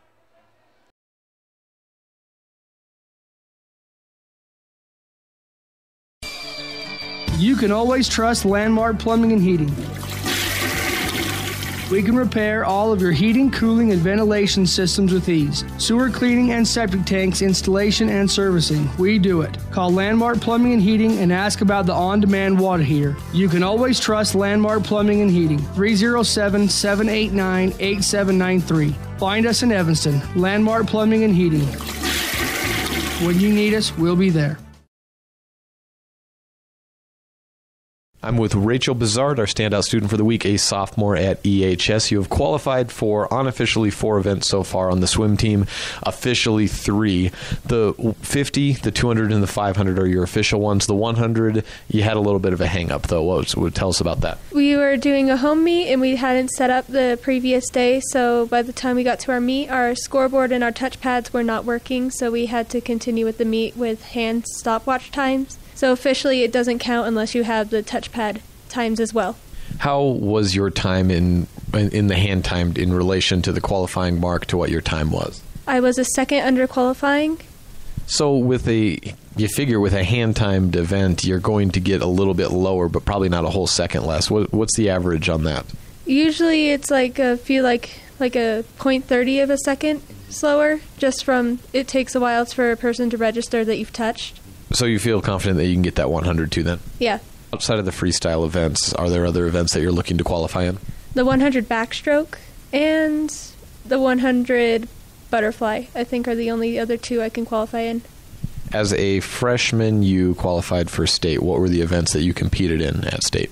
The 500 and the 200. The long events are usually where a lot of Evanston kids get put. How do you feel about the 500 free? I really like the 500 because it's kind of easier to drop time or to race in it because it's such a long race, so it doesn't depend on just one flip turn or one dive to set your whole race. Have you ever considered getting into diving as well? No. Did you ever dive in middle school? No. What's the hesitancy? I do not want to do those flips. I'm scared of them. That's fair enough. What else do you do in school? I don't do any other sports. I don't know. Any other activities you're involved in? No, not right now. Swimming's all I do. Does it kind of take up most of your time throughout the fall season with the 2-a-days? Yes. You can't do anything. Do you do anything in the off season for preparing for the season? I swim ARDAT just year-round outside of swim season. How many miles does that have you traveling in the off season? Where do they hold a lot of those meets at? Well, we usually hold them in Wyoming. This year they're going to be held, I think we're going to go against Utah because it's an unofficial swim team now, so we had to go separate teams. But we usually travel just to Green River and Jackson and all those kind of things. How did swimming become your sport? It was it is the only sport I can do without my asthma affecting me, so it's the only sport I could do without not being able to breathe and I could do well. Certainly swimming takes a ton of endurance, so what is it about swimming that doesn't affect your asthma? I think it's maybe how we regulate our breathing with you have to breathe when every other stroke or something like that, so you don't get the chance to hyperventilate or put yourself through that. When did you start swimming? When I was 8 years old. And that's competitively? Yes, competitively. When did you learn to swim? Ever since I was a few months old, they brought me to ARDAT, rec center training. Did you kind of fall in love with swimming once you got into competitive swimming, or did you already want to get into that before you even got put into it at 8 years old? Well, I finished all the levels in the rec center, and I wanted to keep doing it, so the next thing to do is to go to RDAT. I didn't swim competitively until when I was 8, I did swim a few competitive meets, but I didn't get good at it until I was about 10 or 11 because I didn't know all the rules and stuff until I disqualified and stuff, and then they told me. As a freshman, there's usually a big jump from swimming in middle school to high school. What were some adjustments that you had to make? Well, for one thing, there were 2-day practices, and the practices got a lot harder. Like, there usually was in middle school just maybe 3,000 yards in a 2-hour practice, and now it's 8,000 yards in a 2-hour practice. So it was kind of a lot to adjust to, going from like not really having to take the sport seriously to this is a really serious sport all of a sudden. Do you feel more confident as a sophomore coming into the season than you did at maybe even at any point in your freshman year? Well, yes, just because I'm not a freshman anymore, people kind of look down on the freshmen just because they are freshmen. Even if they're good at stuff, you'll still be called a freshman if you ask questions. So now that I'm a sophomore, it doesn't really affect anyone if I have questions or something like that because I'm not a first time, it's my second time there, so people just kind of leave you alone a little bit. What are your classes this year? I am in chemistry, pre-AP English, trigonometry and calculus for fast track math, French 1, and choir and CSB. Most of those classes you mentioned, I was taking my junior and senior year of high school. It seems like you guys end up taking those advanced classes so much earlier. How are you dealing with that workload? You get home from swimming, you do your homework, you study, you go to bed, you have to keep up on all your homework. You can't procrastinate or get behind, and you have to pay attention in class so you just have to stay ahead of your classmates and stuff so you don't get behind in bad grades. Well, and you don't have a whole lot of time to procrastinate either because you also have practice in the morning. Is it like 5:30 in the morning when you do have 2-a-days? We wake up at 4. We go to practice at 4:30, and we get done by 6, and we go home, and we get ready for school. So I'm not sure exactly how you fit all that homework in, but it's impressive that you do. Are you taking so many science and math classes because you're looking at doing something in that field, or is that just kind of what you wanted to take? I want to be able to get all my credits done sooner so I don't have to worry about having to repeat any years. And I kind of want to go into animating. That's my main thing because I like to draw. But one thing I wanted to fall back on would maybe be engineering because that's what my father is. And it's a good business, so you kind of need to understand these classes to get into that field. And I think it's just a good thing to be in the more challenging classes just because it can prepare you for like college and you'll have a better understanding of everything. Well, it's a good plan. That's a pretty good fallback animator, but if not an engineer, that's pretty solid. Rachel Bizard, sophomore at EHS, thank you very much. Thank you. Thank you to Rachel Bizard, and we have teams back out. Evanston came out, and just about 30 seconds ago I heard the cheer of the home team. That meant Lander Valley was back out onto the field in the green and black. 21-10 your score at the half. Evanston, the road team on top, but a ton of reasons for Lander Valley to feel positive as they will get the opening kick heading into quarter number 3. If Evanston can increase the intensity they had in the first couple of drives, then, well, a couple scores here and there, and maybe they can put them out of business. But Lander Valley and their offense, if they can get a run here, a run there, maybe a pass completion, as we mentioned, Max Masry just 2 of 10. And some overthrows by him on open guys, and on the other side, some drops on balls put right into the hands. We will see. Pablo Escalante kicking off in about a minute and 45 seconds from now. We'll take a break and come back on this First Bank presentation of Red Devil football on KNYN 99.1 FM and online at mylocalradio.com.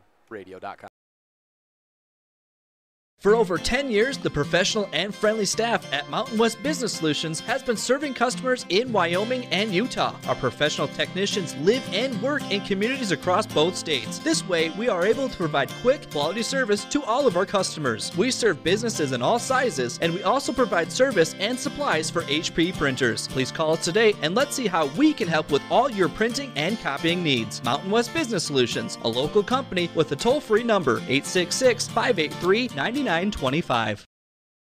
Bring your vehicle for service at Rocky Mountain Yeti and feel the difference. It's easy. Visit with one of the friendly service riders and then relax and enjoy hot waffles and ice cream. While you relax Yeti style, your vehicle will be worked on by our experienced mechanics. From regular maintenance to major repairs, we do it all. Have your service work done at Rocky Mountain Yeti in Evanston and feel the difference. Get Yeti'd today. Ooh, yeah. 100 Wasatch Road in Evanston. Does your time at the dental office feel like this? Or like this? At Bear River Dental, we do everything we can to help your time at the dental office feel more like this. Call Bear River Dental today at 307-789-5608 to have a dental experience like this. That's Bear River Dental at 307-789-5608. We'll treat you well. Kickoff time to start quarter number 3. Evanston delivering to Lander Valley. They got the extra 3 minutes on the clock as they came out with about 40 seconds, if that. Maybe it was about 10 seconds left when they got out to the field with the 15 minutes. So our 15-minute halftime became about an 18-minute halftime, but that's how it goes in football. In basketball, they'll buzz you in for 1 minute, and if you're not out on the court, then it's too bad. In football, a little bit more leeway. They need guys to warm up, can't have anyone getting hurt. So if you go long, then they don't have much choice but to put a couple more minutes on the clock and let you warm up. Lander set to receive. John Fossen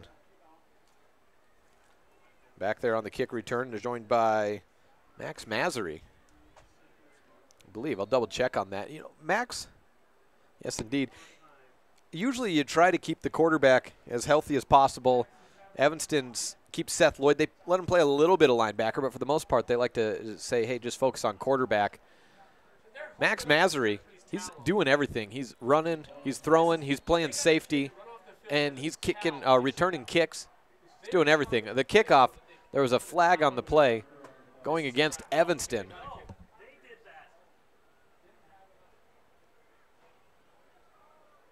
Back him up, perhaps, or delay that. Haven't seen him move the ball yet, waiting for the umpire. So Max Masery, I think, had a wardrobe malfunction that took him off, and they were going to put Justin Beaver in back to return. Now Masery's back on to the field. Oh my gosh. And we'll back the kickoff up 5 yards. It was delay of game. So kick it at the 31-yard line.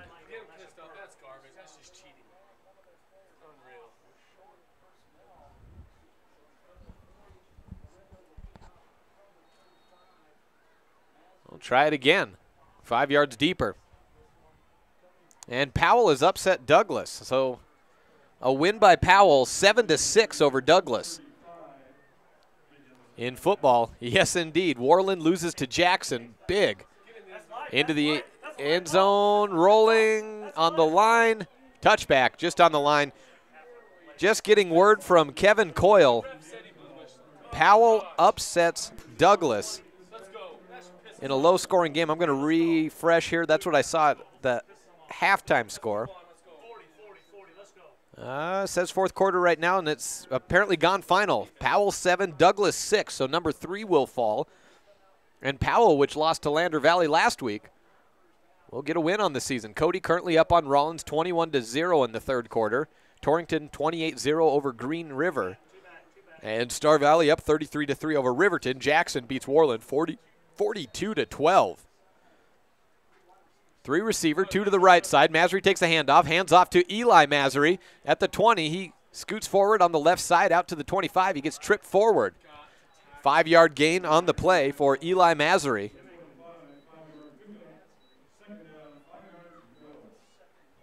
Pitch black all around. Aaron Lander again. We are in Rock Springs tomorrow to bring you interconference play, not quadrant play. Evanston versus Rock Springs. Single back formation. Masery the tail. Hand off to the right side. Evanston closing in. Riley Griggs and Mason Erickson in on the tackle. Give Erickson a tackle and Griggs a hand in it. 3rd down and 5. 0 gain for Masery.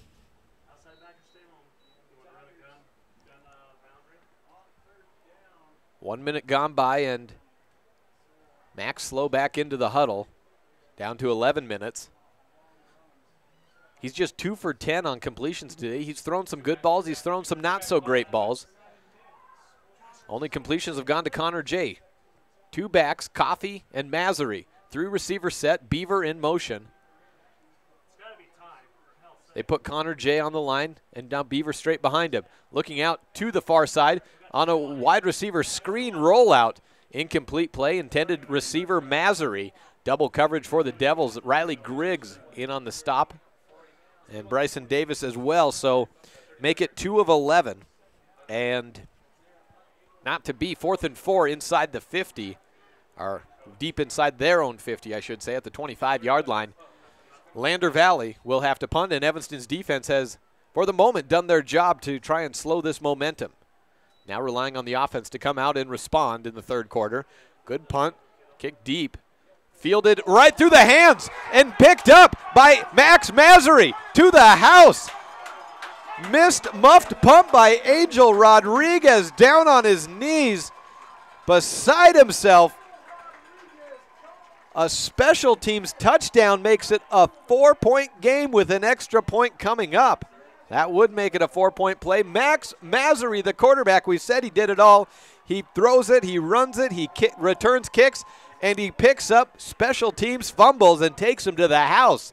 10:23 on the clock, 21-16. They'll call it, what are they calling that one? Back. Okay. So take the points off the board. They say, I'm not sure what they say, but Masery takes out, now still 29 yards away. The points were on the board. Touchdown was signaled, then taken away. So for the moment, Evanston's back out of trouble, although the muffed punt by Rodriguez changes momentum. So they mark it at the spot. Must have been touched as he was picking it up. Coffey drags his foot forward. Had his left foot grabbed by Jagger Mitchell, almost said Griffin, his older brother, but still was able to push it to the 24-yard line for a pickup of 4. Slater Coffey, 195 pounds of muscle at the fullback spot, playing a little tail, playing a little full, and carrying the ball well. Changing play, the Evanston defense did what they needed, and Angel Rodriguez had space to field the punt.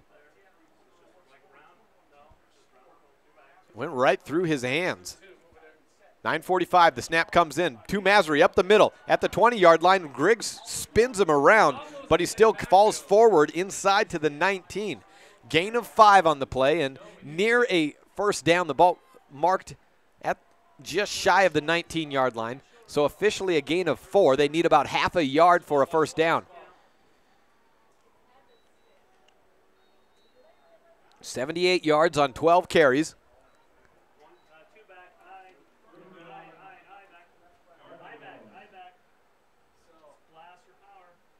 Two backs, Coffey the full and Masery at the tail. Handoff goes to Coffey. He pushes forward inside the 15 to the 13, dove left, and Masery, that being Eli, garnered all the attention going to the right, and a nice sell by Max, faking the handoff without the ball in his hand. First down and 10, Slater Coffey with a 5-yard pickup. 21 yards for Coffey on four carries.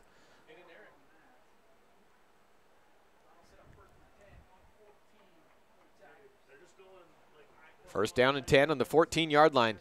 Snap, left side, handoff to Masery.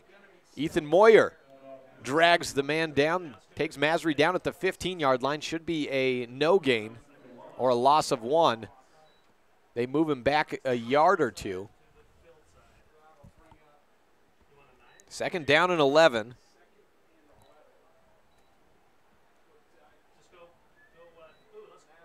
.840 in ticking, 21-10. Lander inside the red zone after the missed punt return by Rodriguez.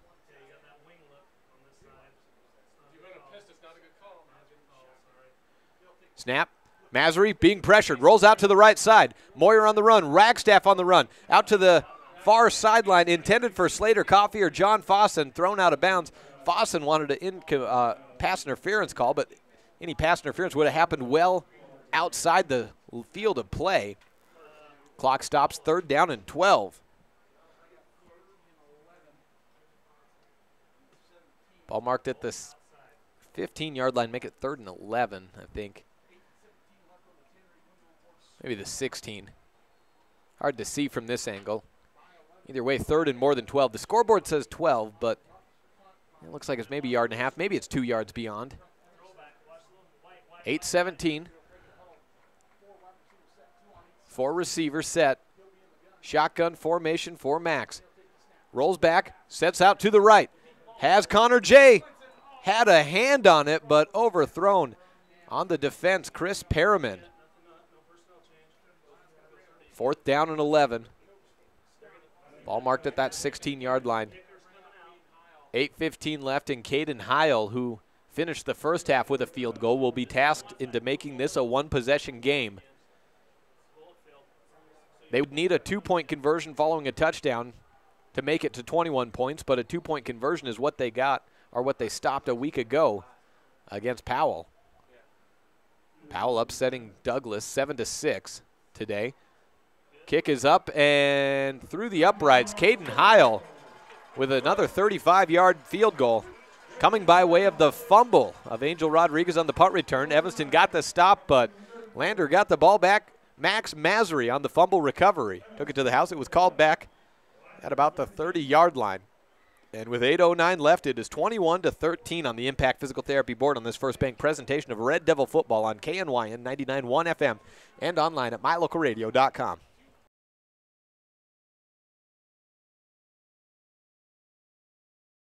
Forming a relationship with Trona Valley at an early age is a wise choice. We believe that learning money management skills at a young age can help set a better foundation for establishing good financial habits. Money management skills are important for financial success, whether saving or borrowing. Trona Valley offers youth loans to members under the age of 18. Our loan options are perfect for kids. They can learn the basics of borrowing, which includes interest, terms, and payments. If there are any questions along the way, we can help. Trona Valley, member NCUA.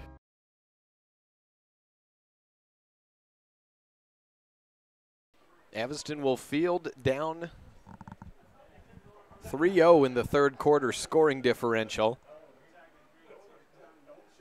21-13 on the Impact Physical Therapy scoreboard on this season. Evanston mightily outscoring its opponents 83-15 coming into today's game. Comparatively, for Lander, they have actually been outscored 57-48. Down by 8 at the moment, but the last 2 scores have been field goals by Caden Heil. And Cody Smith fields it at the 5-yard line, and the ball's down on the ground. Picked up at the 21-yard line. A couple of linemen, Ethan Moyer, and waiting for the view of the other. And it wasn't Ethan Moyer. It was Angel Rodriguez dropping on that one, and Kendall Cummings. 8:01, Evanston takes over at the 21. Loose hands. As of late, nearly another catastrophic mistake potentially for the Devils.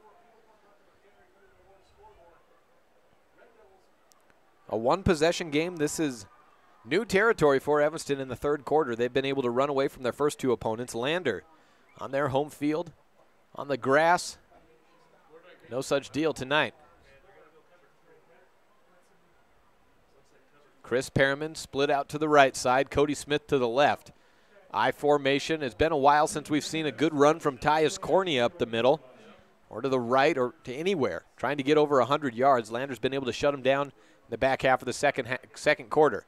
Bringing blitz. Handoff goes to Cornea. Right outside to the 25-yard line, trying to push forward. He got near it. May have been stopped forward to the 24. The ball was put down on the ground, and Lander comes up with the fumble recovery. He was hurt earlier in the game, but coming back in and making an impact, Elias Rivera picks up the Tyus Cornea fumble, and they take over at the 25-yard line. A gain of 4, but a fumble for Cornea. 7:51 left in the third, and a one-possession game. Here comes Lander Valley once again.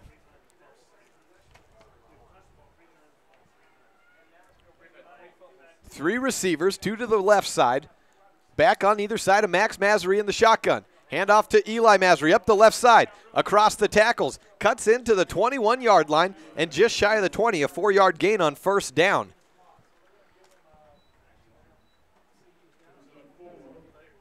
4-yard pickup, and Eli Masery, through 14 carries, has 81 yards. 21-13 on the Impact Physical Therapy board. Lander on the roll. 6-0 run on back-to-back field goals by Caden Heil. 2 receivers left side. Man in motion over to the right. Justin Beaver moves over to the slot in the right side. Joined by Fossen. High snap. Read option. Max Masery up the middle to the outside. 10, 5, and touchdown. 1 point. We'll make it a 1-point game. Go for 2 here. And you've just tied it at 21. Nothing on the clock yet. We've got a man down, too, in the end zone. It looks like. Is that Masery? And oh, no. Looks like he may have got hit in the head, whoever it is. He's getting up now and sent back down, and looks like it's a leg, perhaps a cramp issue, and that is Max Masery in the end zone. That's Max Masery down. Like we said, he's done it all, and he looks like he's got a thigh cramp right now. That's what happens, a little bit too much on that touchdown run.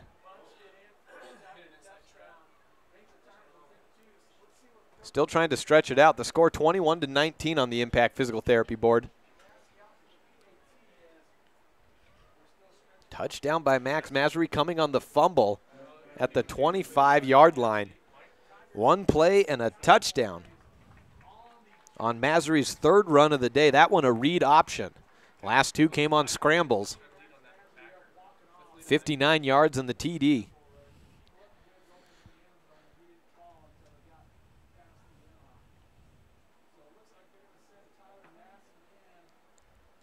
So Masery walking off again. He was getting stretched out. I think it was the left leg. He went down, and I think it was a thigh cramp or maybe a hamstring. We mentioned him earlier in the game. Ty Massey. Coach Scott said he's just too good of an athlete to keep on the field. We'll get him on however we can. Well, at this point, to tie the game, he's quarterback for a 2-point conversion. Rolls out to the right. Throws up high through the hands of Connor J. Incomplete. And for the moment, the Devils stay in the lead, but not by much. 21-19 the score on the Impact Physical Therapy board. A 25-yard run by Max Masery. He was hurt on the play, and like I said, either a hamstring or a thigh cramp. We'll see if he's able to return. It's chilly out there and a little bit windy. The wind has shifted and maybe calmed a little bit, heading more out of the west now. We'll be back in 30 seconds on this First Bank presentation of Red Devil football on KNYN 99.1 FM and online at mylocalradio.com. We know that when you think of Plains Tire in Evanston, you always think the Tire Professionals. Quality customer service. They're friendly with great prices. I really like Plains Tire in Evanston. But did you also know that the team at Plains Tire offers oil changes, windshield wiper checks, and free alignment checks? That's right, free alignment checks. We don't want you to quit thinking all those great things when you hear Plains Tire. We just want you to add to the list. Plains Tire, the tire professionals. Stop in today, 157 Bear River Drive.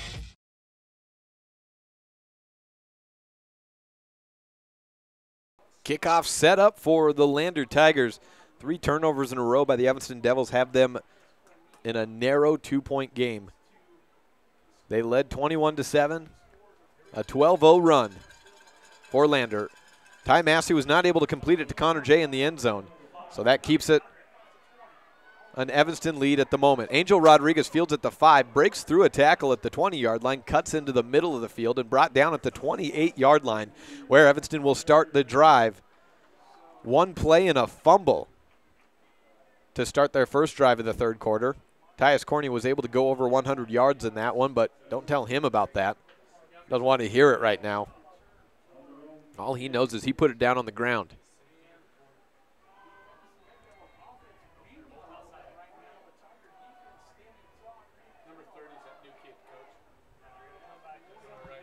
I formation for Seth Lloyd. Cornea in at tailback. Receiver on either side. Blitz up the middle. Hand off to Cornea. Gets through the blitz and out to the 31-yard line. Gain of 3 on the play for Cornea.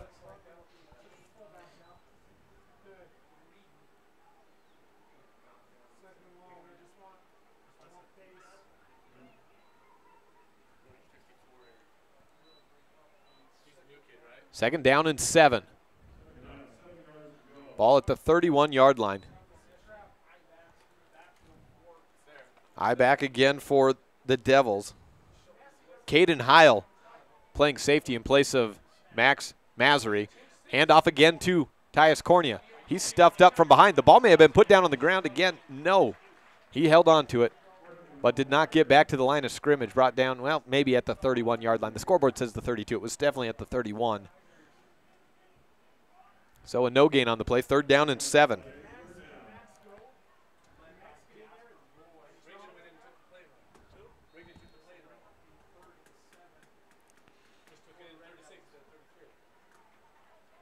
Evanston, the team, all of a sudden unable to move the ball as Lander's offense got it started, but the defense has clamped down as of late, especially to start this second half, and they've been helped by two fumbles, one on the punt return and one by Courtney on the rush. Roll out to the left side, Seth Lloyd, man in the flat, completed at the 40-yard line, picked up by Angel Rodriguez. First down, gain of 9 yards on the completion. Seth Lloyd with his 7th of the day.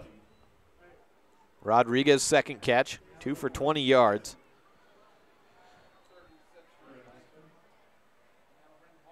Riley Griggs comes into the huddle for Rigdon Wagstaff. Pablo Escalante in at fullback. First down and 10.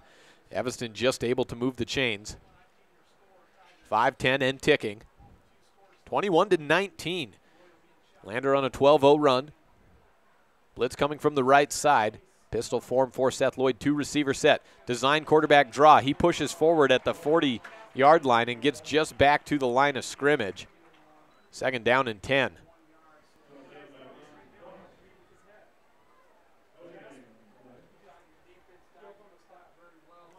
Four. Griggs and Escalante out. Evanston will spread it out on second down.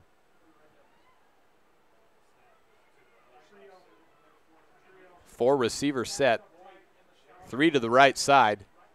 Rodriguez and Smith, the slot man.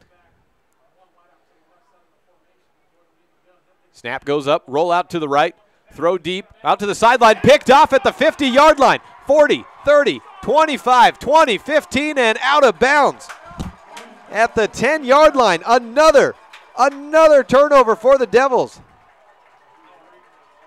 Picked off by the man who came in to replace Max Masery, Caden Heil. He's kicked 2 field goals. He has a pickoff. And back to the red zone goes Lander. Caden Heil was hurt to start the season. That allowed Eli Masery to jump in and take over the starting running back position. He's just now getting healthy again and getting some time as a second string safety as we see Max Masery limp on out at quarterback. He will come back in, but I bet we don't see him at defense the rest of the day. Is certainly not the way Heil played, getting that interception. Has the ball at the 12-yard line.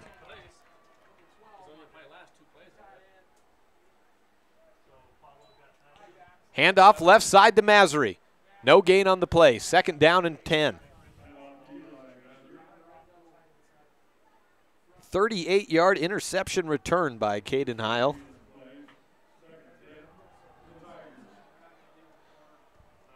Time on the clock, 8 minutes before 9. 3:47 left on the clock in the third. Masery with a little bit of tenderness on that left leg. May see him stick more to the pocket the rest of the way out. Jay to the left side. Fossen on the right. Loaded over to the right. The handoff goes that way. Masery at the 10, spins around. Still trying to get past that 10-yard line. Stuffed up between a couple of guys, between Chris Perriman and Rodriguez. And finally, Riley Griggs comes in and smashes the door shut. 1 yard, make it a 2-yard gain by Eli Masery. Third down and 8. 83 yards on 15 carries for Masery. He's closing in on tying up with Tyus Cornea, who's been shut down as of late. And 10 yards away from taking a lead. A stop here on third down, as long as they don't turn it over. They've got a kicker who got them to the 12-yard line, and Caden Heil, who's 2 for 2 on boot attempts. Two receivers again. Tight end to the left and right. 8 in the box for Evanston, going back to throw. To the middle, in and out of the hands of Fossen. And once again, a dropped pass for Lander Valley. Has Massery shaking his head. Hit his man in stride, but still looking for completion number 3.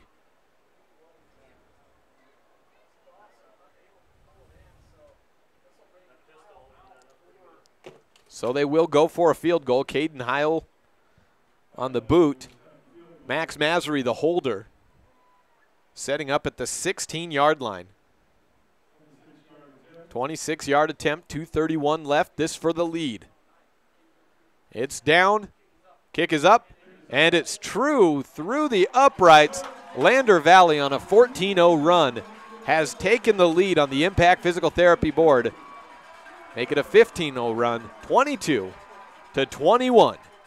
This is a First Bank presentation of Red Devil football on KNYN 99.1 FM and online at mylocalradio.com. Does your time at the dental office feel like this?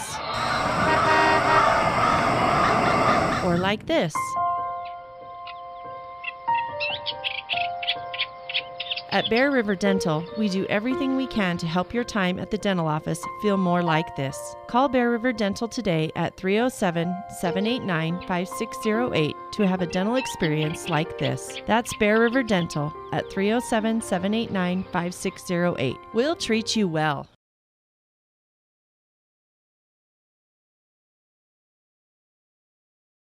(22-21) from 21-7. Add 15 unanswered points on 3 field goals and a touchdown. Caden Heil, the hero of this second half. Going back to the second quarter, he hit a 35-yarder, hit another 35-yarder in the third. Intercepted Seth Lloyd most recently, taking it from the 50-yard line down to the 12. Drive stalled at the 10. He set up, kicked a 26-yard field goal, and now he boots it deep to Angel Rodriguez. Can the Devils touch the ball and not turn it over? It's been 4 in a row. Out to the 30-yard. Rodriguez with a seam to the 39. Hit hard and smashed down to the ground. He's going to be slow to get up, and he'll feel that one in the morning. Good field position. The referees checking out Rodriguez and getting a pat on the behind by Kendall Cummings as he goes off. He wants to get that helmet off, though. He is clearly got hit hard. He's in a little bit of pain right now. 2:21 left in the third quarter. The Devils turnovers after turnover after turnover.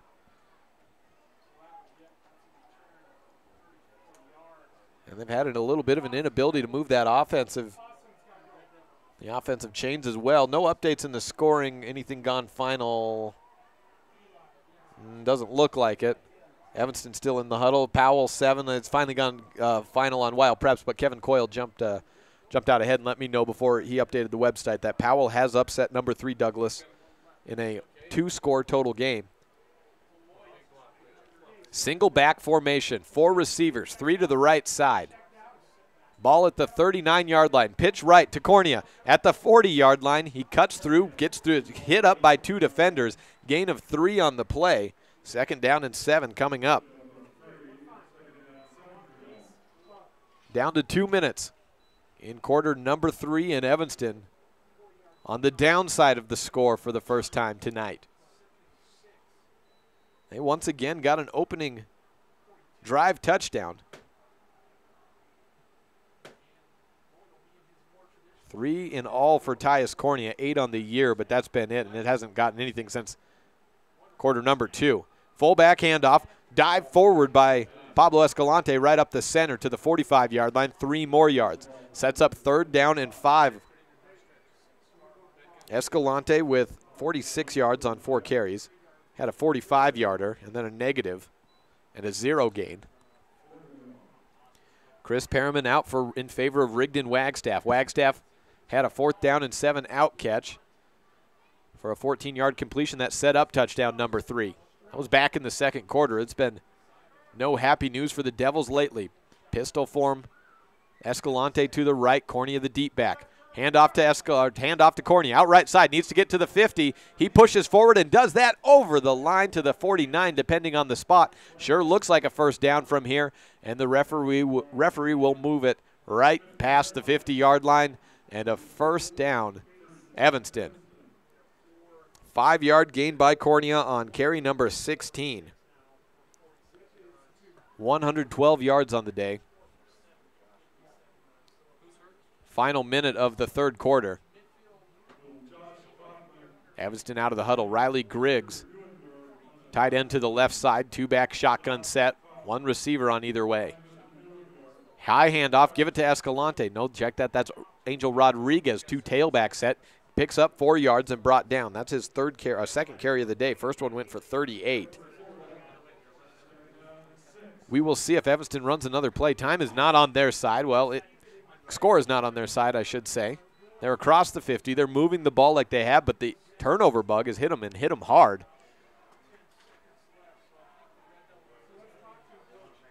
Evanston will let the clock run out, and quarter number 4 coming up next. Lander with a fine third quarter. First, it starts with a fumble recovery by Max Massery. Caden Heil boots one in from 35 away. Another turnover on a fumble by Tyus Cornea leads to a 25-yard touchdown by Max Massery. No good on the 2-point attempt as Massery had to come off with an injury on the play. Caden Heil, he intercepts the ball at the 50, goes down to the 12, and then kicks a field goal to go ahead. And that's how we get to where we are with 12 minutes left in this contest. This is a First Bank presentation of Red Devil football on KNYN 99.1 FM and online at mylocalradio.com. If you had a toothache, would you see a foot doctor? Or would you go to the dermatologist to have a baby? Of course not. When your vehicle needs service, take it to the best qualified mechanics. At Auto Farm Castle Rock Chevrolet, our technicians are GM certified service experts. They're trained to know every inch of your vehicle. Don't trust your vehicle to just anyone. Have all your service done at Auto Farm Castle Rock Chevrolet, 624 Front Street, Evanston. We're a different kind of dealer. You're in good hands when you choose Dr. Stosage and Dr. Buick at Wyoming Dental Specialties for dental implants and wisdom tooth extractions. They work with passion and focus. They use techniques and technologies that are modern and precise. With 2 decades of experience, their skills are highly specialized. If you need teeth extractions or dental implants placed, come see Dr. Stosage or Dr. Buick at Wyoming Dental Specialties, 50 Park Road, or call us at 307-789-9034.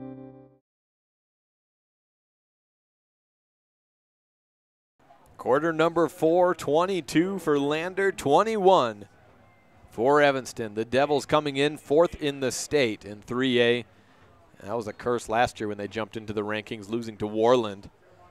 Trying to avoid history repeating tonight against a team in the green and black. Switch sides, Evanston going from left to right. Handoff fake to Rodriguez. Seth Lloyd right up the middle down to the 33-yard line from the 46. Gain of 13 and a first down on a perfectly executed read option by the Red Devils themselves. Whether that was a read option or just a designed quarterback run, it's effective either way. And they mark him down at the 31-yard line, so give him 15 yards on the carry.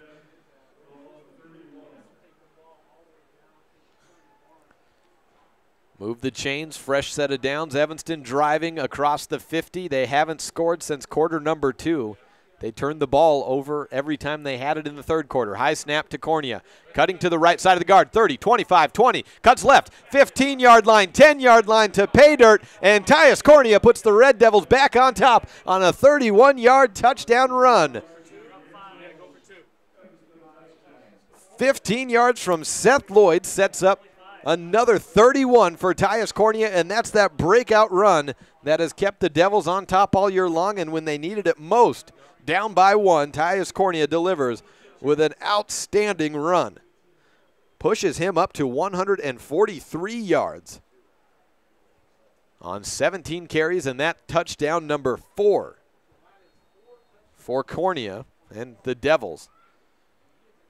11:24 left, so just 36 seconds gone by in the fourth. 2 plays, both of them runs, both for first downs. Well, one a first down, one a touchdown.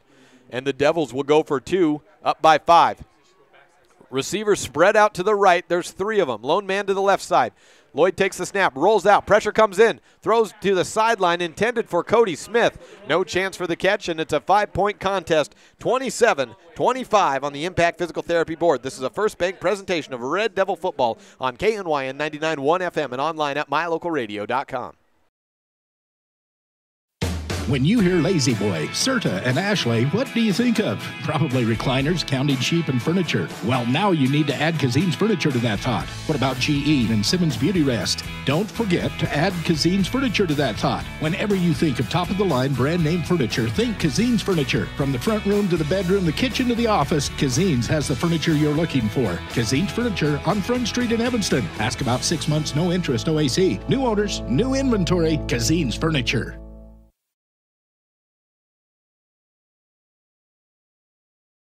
27-22 on the Impact Physical Therapy board. The 2-point conversion, no good. So it's going to be a crooked score one way or another. Lander Valley set to return, and Justin Beaver has replaced Max Masery as the kickoff returner alongside John Fossen. So they have taken away the duties of their quarterback, Max Masery, outside of offense. And I mentioned it a few times. Man, you're going to wear your quarterback out just having him do everything, and I understand. Not just Max Masery, but the Masery family and Lander athletic family going back to the 80s. But just too much for him. They got the cramp, and if they're going to need him in to lead a drive to go ahead, they're going to need fresh legs. Max Masery to take over at the 20-yard line on the touchback kick by Pablo Escalante.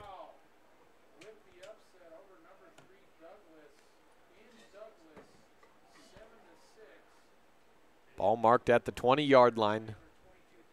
Outside of 36 seconds, you've got the whole fourth quarter to work with.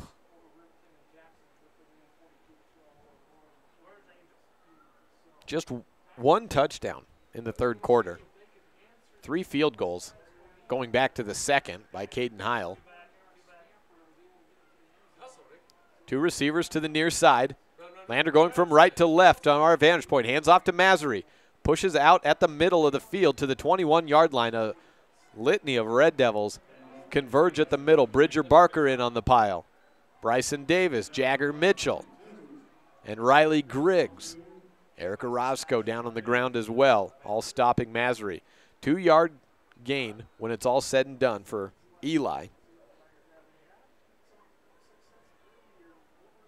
Just after 9 o'clock. And the better part of the fourth to go. 2 receivers to the right side. Masery under center, something we've seen rarely. We would expect a handoff, and that's what we get. Out to the right side, big gain to the 30. Breaks a tackle, out to the 40. Trying to break away at the 50. Cuts back in, beats Bryson Davis, and gets into the other side of the 40-yard line. 48-yard run. 48-yard gain there. And I think that might have been Sweeney.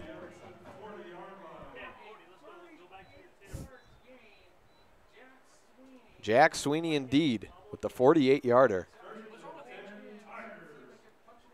Out to the 40. He's had big gains, 22.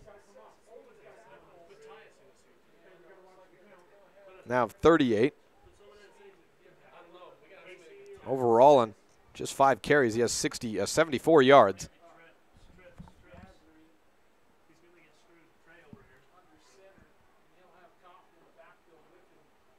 Ten minutes to go, and the snap goes to Masery. Hands off to Sweeney, stuffed up in the backfield. So was at the 40, will be decidedly behind there. Exactly where, we're not sure. They will mark it at the 43-yard line.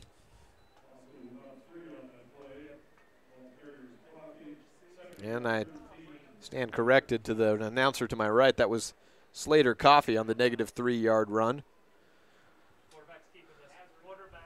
9.5 minutes. 7 in the box for Evanston. Shotgun snap. Pass comes up over to the right side.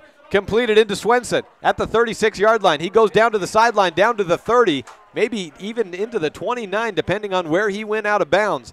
13 or 14-yard completion to Swenson, wide open. He's been wide open a few other times, but just dropped the pass. They mark it at the 29-yard line, so a gain of 14 and a first down on completion. There it is, finally number 3 of the day for Max Massery. 36 yards, and Swenson finally into the stat column. Massery comes from the sideline and into the huddle. 9 minutes, and the clock will resume running. Following that first down, 3 receiver set. Massery under center once again. Has Sweeney in the backfield. Flag at the snap, whistling it dead. False start will move him back 5 yards. 8:47 left.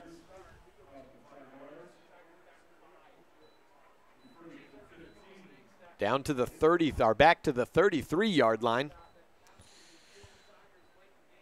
1st and 15 upcoming. So that didn't work, so Max Massery goes back to the sideline. Into the huddle. 8:42 left in the 4th quarter. Connor J split out wide to the right, Fossen and Beaver to the left.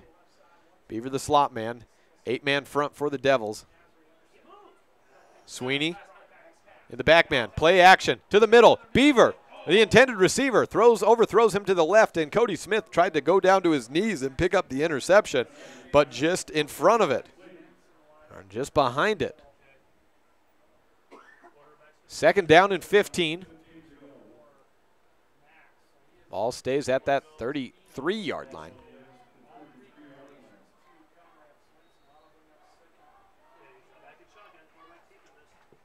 Sweeney the tailback. Got to look for the read option here. 3 receivers.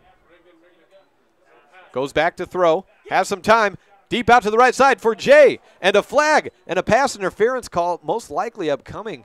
Unless I saw that flag, and that might have just been a football in the air. It looked like Chris Perriman played good defense. Saw something flying. I think it was the ball guy perhaps. It was just the ball guy, so no flag on there. And it looked like good defense by Perriman.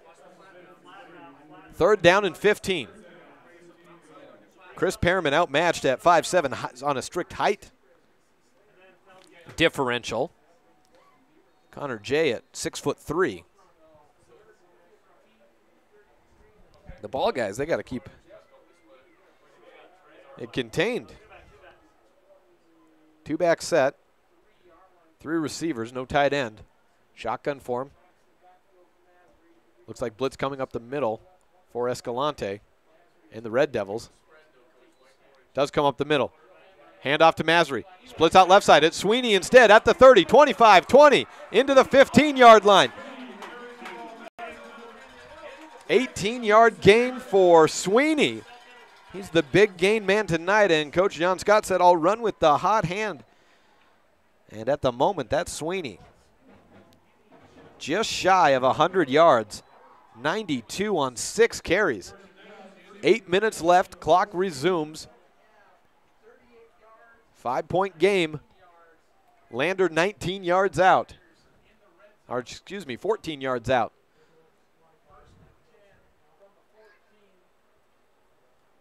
Orozco and Barker, the middle interior linemen.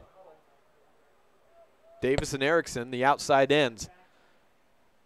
2 receivers, handoff to Sweeney. 1 tackle broken. Cannot break the second as he rolls outside. Riley Grigg wraps him up at the waist level. No gain on the play.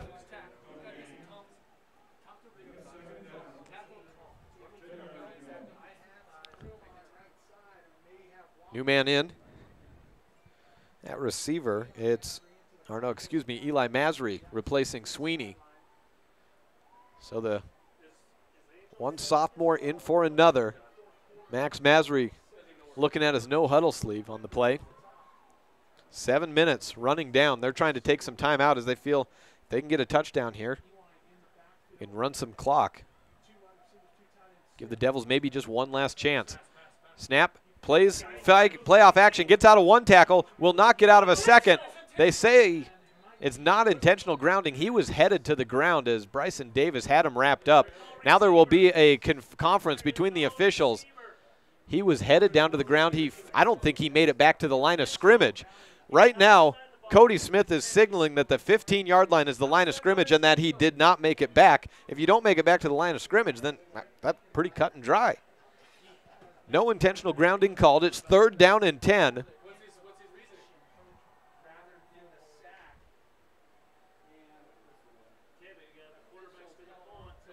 Just shy of the 14-yard line.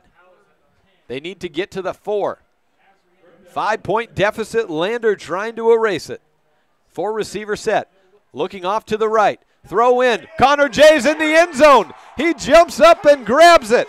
Touchdown Lander. The student section. Everyone in Lander. The band. The cheerleaders. The ambulance in the far sideline going wild.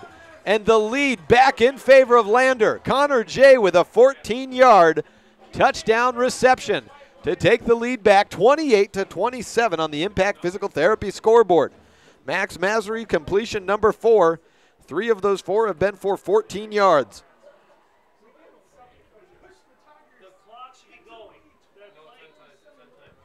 .6:46 left.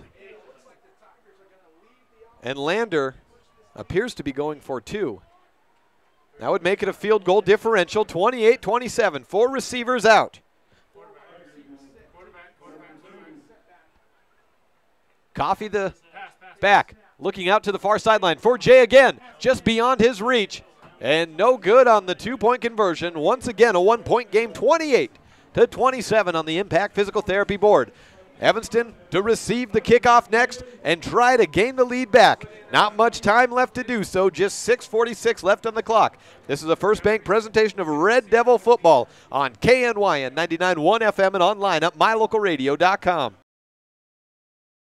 Hello, this is Dr. McKay Franklin. Something I've really enjoyed as a dentist over the past 20 years are the lasting friendships that I've formed with many of my patients. My staff is really great, and we try hard to make sure that every patient feels a warm welcome. It doesn't matter if it's your first visit or if you've been with us for years. Every patient is welcome and always appreciated. Our goal is to provide the best dental care possible at reasonable rates. Please call us today to schedule your appointment at 307-789-8910. Go Red Devils!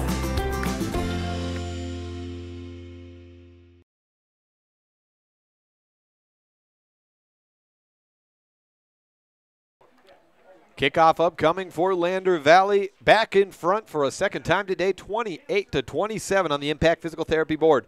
They have not been able to convert on their 2-point conversions. In fact, between the two teams and their 3 combined 2-point conversions, they have yet to score. Not a whole lot of time left as Cody Smith and Angel Rodriguez back deep to receive. And actually, I think that's Rigdon Wagstaff fielding it off the one hop. No, that is Chris Perriman from the 20 down to the 25, spinning around. And that's where Evanston will start its drive, 75 away from pay dirt. Down by 1, 6:39 left on the clock. Seth Lloyd had a 15-yard run last time to set up a 31-yard touchdown scamper, the 4th of the day for Tyus Cornea. That put him well over the 100-yard mark and trying to get his way to 200. Well, I'll tell you what would do it at 143 right now is 75-yard touchdown, and you've got it. You've also given the Red Devils a lead. Lander Valley's offense looked pretty anemic in the first 2 drives. They got things going. They kept their heads up, and we're in a tight one. I-back formation, Lloyd under center. 1 receiver either side. Handoff, faked. Roll out to the right side. Looking deep for Cody Smith. Into his hands at the 45-yard line. Push back, a 20-yard gain on first down. That's completion number 8 for Seth Lloyd. His longest of the day thus far. This second one was of 21, rather. Maybe 21, I think. That puts him over 100 yards for the first time this season. Have him at exactly 111, and that's a very unofficial count.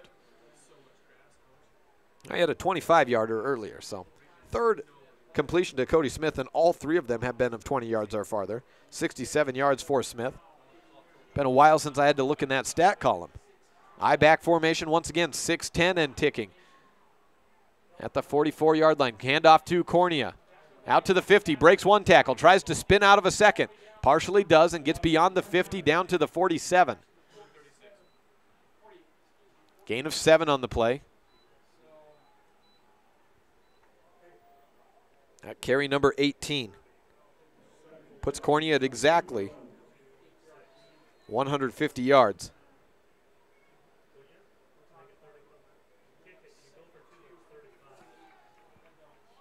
I-back for a third consecutive time. It's worked so far. 20 yards, 7 yards.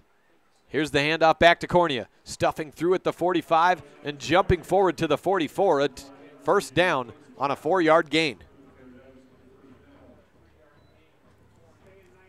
It's working right now, and the clock stops to move the chains, but any mistake here might end it for the Devils. Down by 1. They feel comfortable riding with their horse Tyus, who is well over 500 yards and closing in on 600 yards on the season.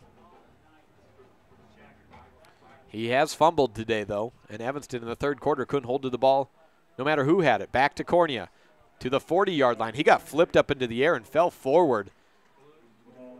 Gets a hand up by Conrad Swenson. Under 5 to play. 4-yard gain, second down and 6.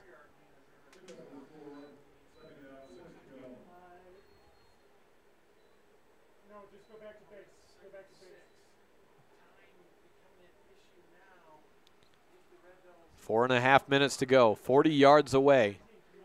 They need just 2 to take the lead, but Pablo Escalante untested as a field goal kicker. He's missed 1 extra point. They have not tried to kick it deep with him. Handoff faked, roll out to the right side. Seth Lloyd with plenty of protection and plenty of time to Cody Smith at the 25-yard line. 15 more for Cody Smith. He's closing in on 100 yards on the day, up to 82 on 4 receptions. This by far the best day of the year for Cody Smith. Came into the season with 5 receptions for 63 yards and a pair of touchdowns. Should have had a 6th reception, should have had a touchdown earlier. It was called back, and so that had to go to Cornea instead. 4:19 left, and at the 24-yard line, make it a 16-yard reception for Smith. And a timeout by the Red Devils.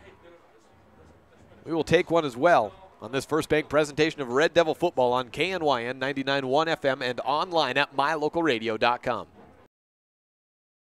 There is no job too small or too big. You'll find what you need at the Lumberyard in Evanston. We carry over 25,000 products under one roof. If we don't have it, we can order everything you need to finish every project, large or small. The Lumberyard also delivers. Make sure you always check the Lumberyard first. Excellent prices, great customer service, and quality products. Now you can even shop online at thelumberyard.com. The Lumberyard, 400 Front Street in Evanston.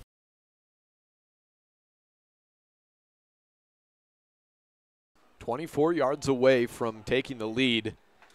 Evanston, most recently with a 16-yard completion back to Cody Smith. He was the reason for the timeout as he was helped off the field. He was walking on his own power. Chris Perriman on the right side and Rigdon Wagstaff on the left. 2 receiver set, I-back formation. Handoff to Cornea. To the right, a tackle. Past the 20 to the 16. Again, driving forward on the tackle, not getting driven back.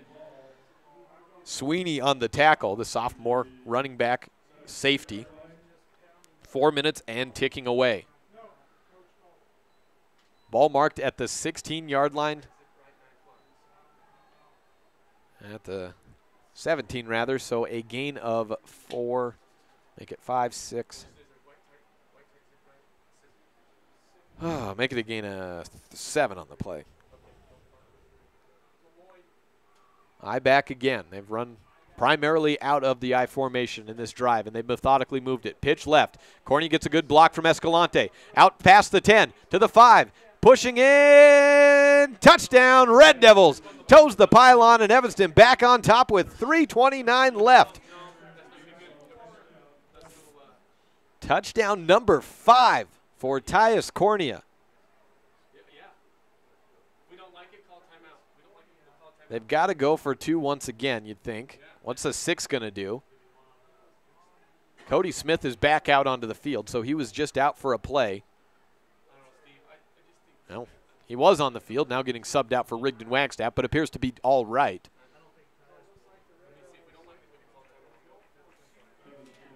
.329, Devils going for 2. Perriman and Wagstaff, your receivers on either side. Cornea, the deep back. Back to the horse. Cornea spinning through. He got down. He broke the plane, and touchdown Evanston. They're back up by 7, 35-28 on the Impact Physical Therapy board. The far sideline official held the arms up in the air loud and proud and stood there as the Devils ran off the field. 3:29 left and back up a full possession. This is a First Bank presentation of Red Devil football on KNYN 99.1 FM and online at mylocalradio.com.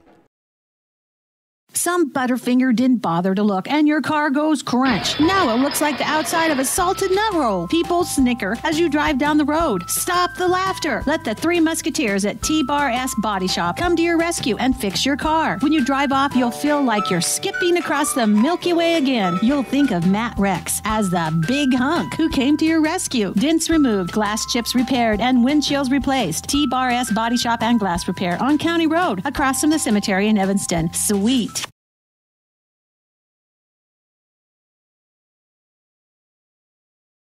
Well, it's a 7-point game with 3:29 left. A lot could still happen, but it's time now to hand out your Dr. McKay Frankham Precision Play of the Game, and that goes to a man that's been pushing the way for Tyus Cornea a lot today, and that's Brendan Thompson, center for the Evanston Red Devils, breaking holes, but playing well, and I got to give an assist on this call to a former Evanston Red Devil lineman. I told a guy, I'm not going to give up his name, but I said, watch for the plays, watch the lineman. You played line, you're going to get a watch closer. Find a guy, if Cornea goes off again today and he has 5 touchdowns, let's give it to one of those guys that never gets their name called, and that's Brendan Thompson, your Dr. McKay Frankham Precision Play of the Game. Brendan Thompson, you have won 2 tickets to the Aspen Cinemas, courtesy of Dr. McKay Frankham. Go up on Monday, Tuesday, whenever you can. Go pick them up from Dr. Frankham. Kickoff goes into the back of the end zone. And a touchback for the Devils. Lander Valley takes over at their own 20. 17-yard touchdown run by Tyus Cornea, and he's close to, not quite at, but close to another 200-yard day, 182 yards, and 5 touchdowns. That makes 10 touchdowns on the year. Seth Lloyd, the quarterback, we said he plays a little bit of defense, and he's in at defense right now at linebacker. Rigdon Wagstaff on the opposite outside position. Under center, looks like Coffey, the tailback. They hand off to Coffey. Over right side, trying to gain some space, and he gets nowhere. Brought down on the play by Pablo Escalante, gain of 1. Slater Coffey, 19 yards on 6 carries in the game. 35-28, a thriller here at Bill Bush Stadium tonight in Lander. I heard from talking to people that had seen them play that Lander was a much improved team from a year ago. We've seen that tonight. You can see this program headed in the right direction after 1 win. A missed snap, and Sweeney jumps on it, but the snap went down to the ground, and it was ahead of Max Masry. He wasn't even looking for it. So a loss as they go back to the 10-yard line from the 21. Oh, boy. 3rd down and 9, or 2nd down and 9 becomes 3rd down and about 20. Timeout taken by Lander Valley. 2:31 left. They know this is the contest. We will take it with them. Back in 30 seconds. Evanston, a defensive hold here, and they can win it tonight. This is a First Bank presentation of Red Devil football on K9 Radio. At beautiful Bear Lake, skiing, snowmobiling, sailing, and swimming are just some of the fun activities offered to recreationists.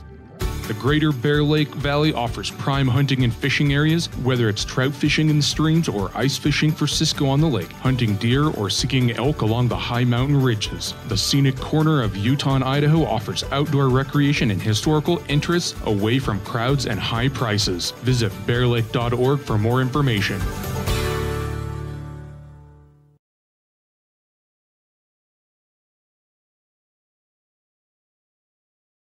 There's the Lander huddle as we welcome you back to Fremont County.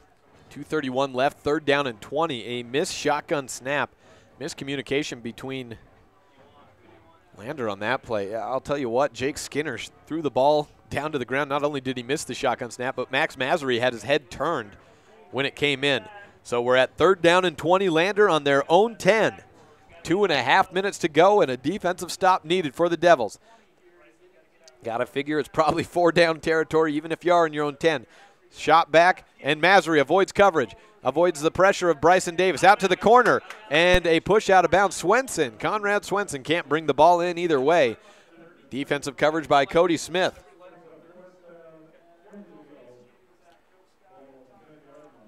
.224 left.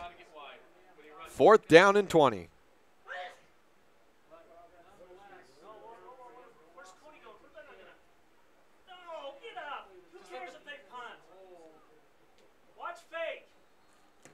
Everyone up for Evanston on 4th and 20. They're showing punt, but not going to be fooled. Nearly thrown out of the back of the end zone. Lander Valley does boot it deep.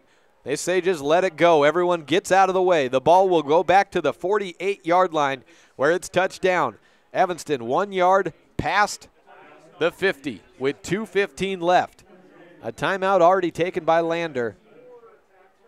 I believe they have 2 left. That's what the scoreboard shows. A 1st down, and that just about does it tonight. 182 yards and 5 touchdowns by Tyus Cornea. Where do you think they're going?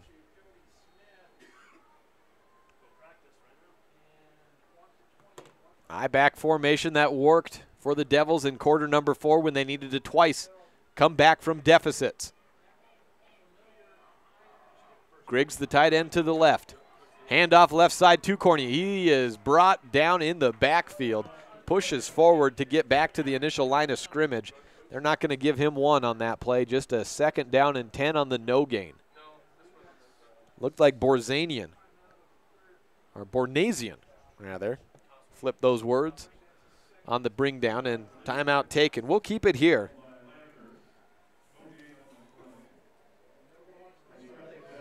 That's the 23rd carry for Tyus Cornea. 2:10 on the clock, stopped. Lander's 2nd. 1 remaining, and then they can move it. That's a good start, though. You figure if you can get a stop here, you take a timeout, maybe bring the clock down to 2:06, 2:05, and you're out of timeouts. You get a stop, they bring it down about 40 more seconds. You could potentially get the ball with about 1:20 left. No timeouts. Probably have to go the length of the field. But it's a chance. But before that, Lander needs to hold on defense.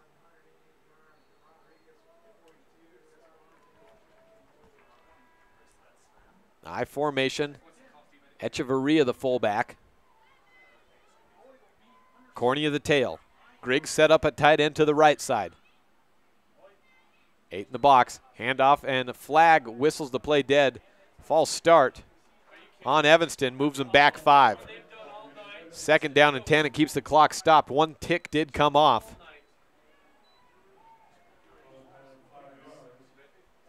Second down and 15.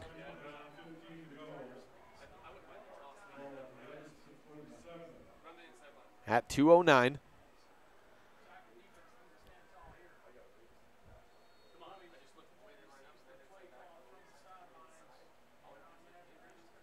Negative gain for Evanston helps out Lander in their final try. If they can get a stop on 3 and out. I back for him again, Echeverria, the fullback. Handoff right side. Cornea right up the middle. Past the 50 and through to the 47. Gets back to close to the line of scrimmage. Give him 6 yards on the play.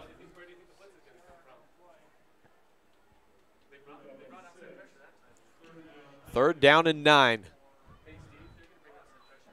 First down marker is just shy of the 38-yard line. Ignore the scoreboard. It's the 47, not the 41.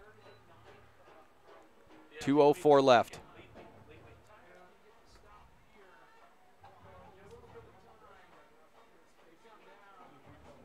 Timeout taken. Final one for Lander. Has both teams huddling.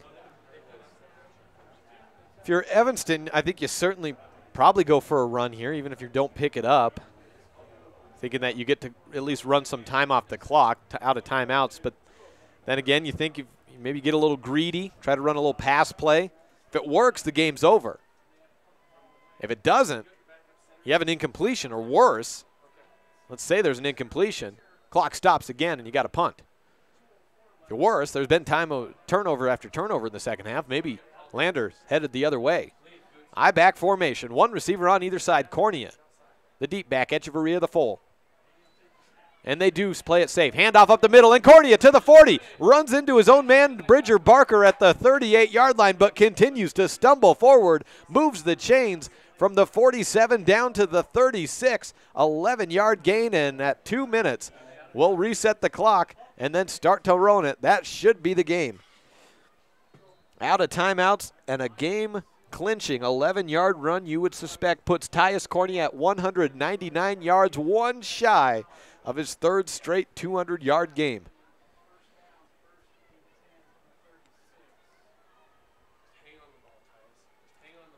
Clock ticking down to 1:40. Ball at the 36. First down and 10. Don't fumble and the game is yours. Into the snap, and it just like that is muffed. Seth Lloyd gets back on it. Muffed snap. 0 gain. The clock continues to move. Second down and 13, so a negative gain, I should say.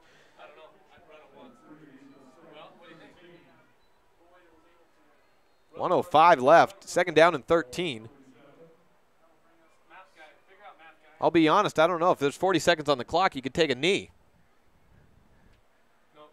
Yep. See where the clock's at. It's at 50 seconds. 45, 43, 42. Well, now if we're on a 40-second play clock, you can take a knee and end it right here. 35.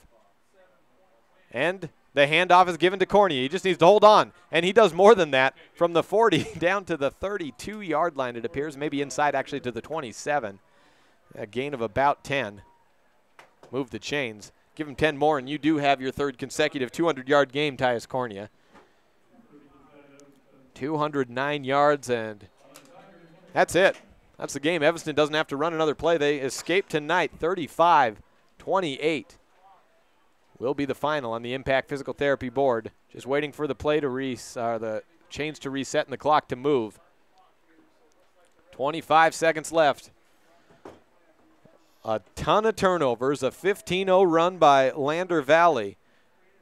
And after all that, victory formation for the Devils. And I think they can just run the clock out. They will one more. Take the knee.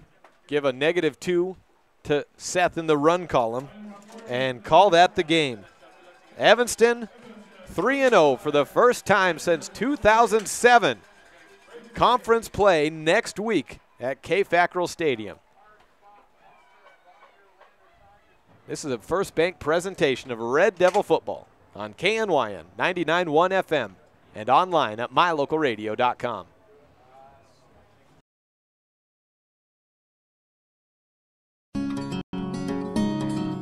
The first school in Evanston opened in 1870 with 8 students. Since the very beginning, excellence in education has been the goal.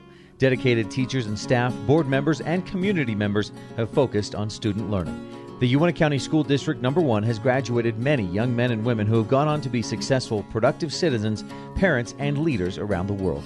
Our heritage continues today. Uintah County School District No. 1, Pathway to Excellence. When you look good, it helps you to feel good. When you look good, it changes the way others see you and the way you feel about you. To help you look your best, Joe's Modern Cleaners in Evanston offers dry cleaning services. Shirts and slacks and dresses last longer when they are dry cleaned. The colors stay vibrant longer. You will feel your best when you know you look your best. And you will look your best when you have the professionals at Joe's Modern Cleaners dry clean your apparel. Joe's Modern Cleaners, 624 West Cheyenne Drive in the Frontier Square. Take all your clothes to Joe's.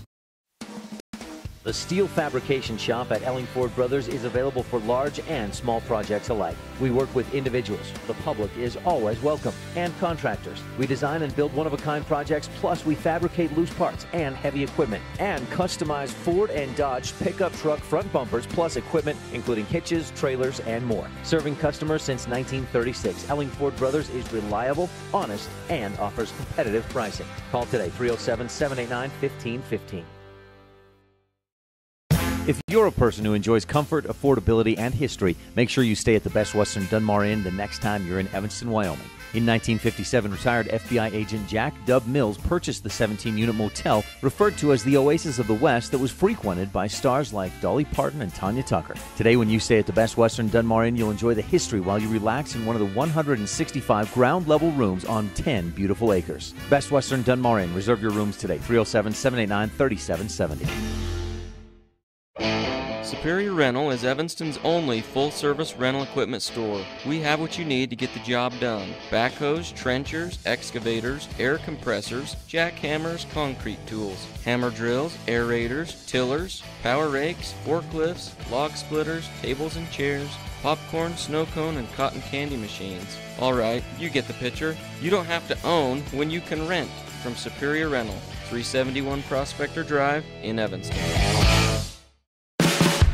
No matter what you need to have printed, Westar Printing is the place you want to have it done. Calendars, letterhead, envelopes, brochures, books, posters, vinyl banners, business forms, announcements, wedding invitations, and business cards are just a few examples. You can also have your favorite family photos printed on canvas or placed into a personalized family photo calendar. You will want to do business with Westar Printing. Stop in today. Westar Printing, 243 7th Street in Evanston. The best live coverage of local sports, weather, local news, and radio classifieds, plus online streaming music, giveaways, and more. It's all on mylocalradio.com.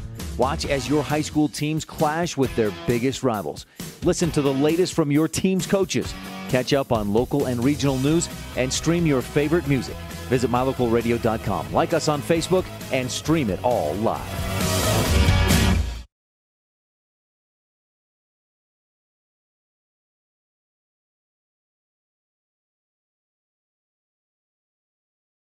Welcome back as we've gone dark here.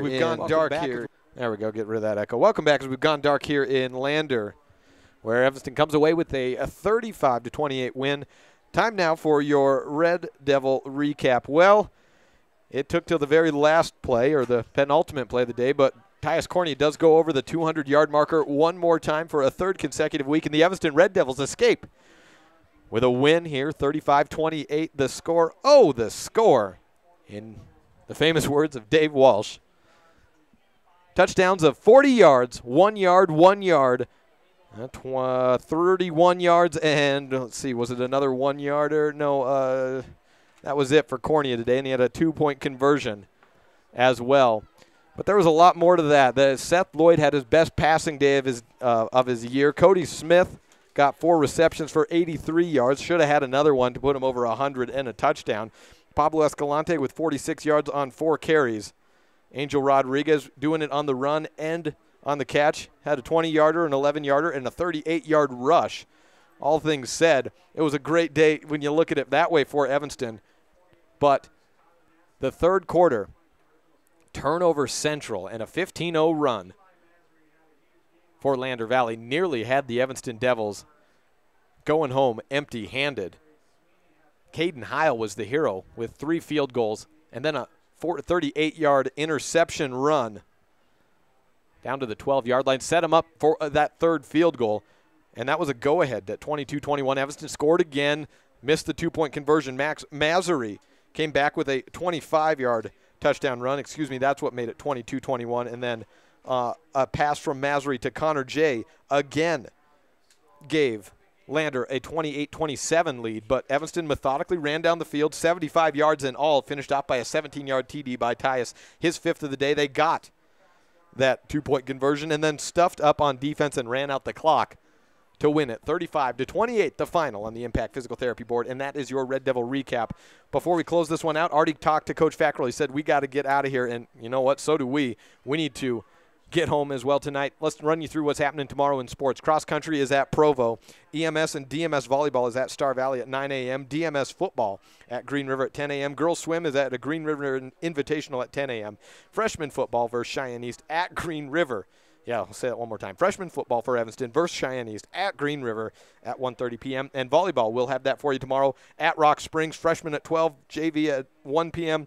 Also maybe a C squad. I'm not sure exactly how that works, whether it's freshman or C squad tomorrow. JV at 1 and varsity at 2. We'll go on air about 15 minutes prior to the start of the varsity contest. And that's it for us today.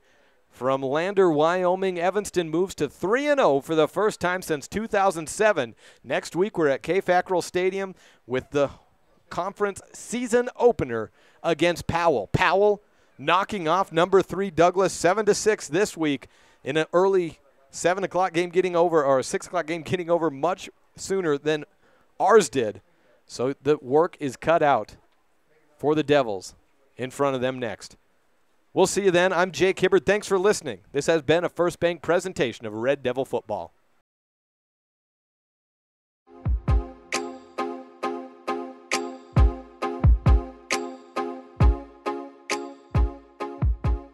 Thank you for listening to this edition of Red Devil Football.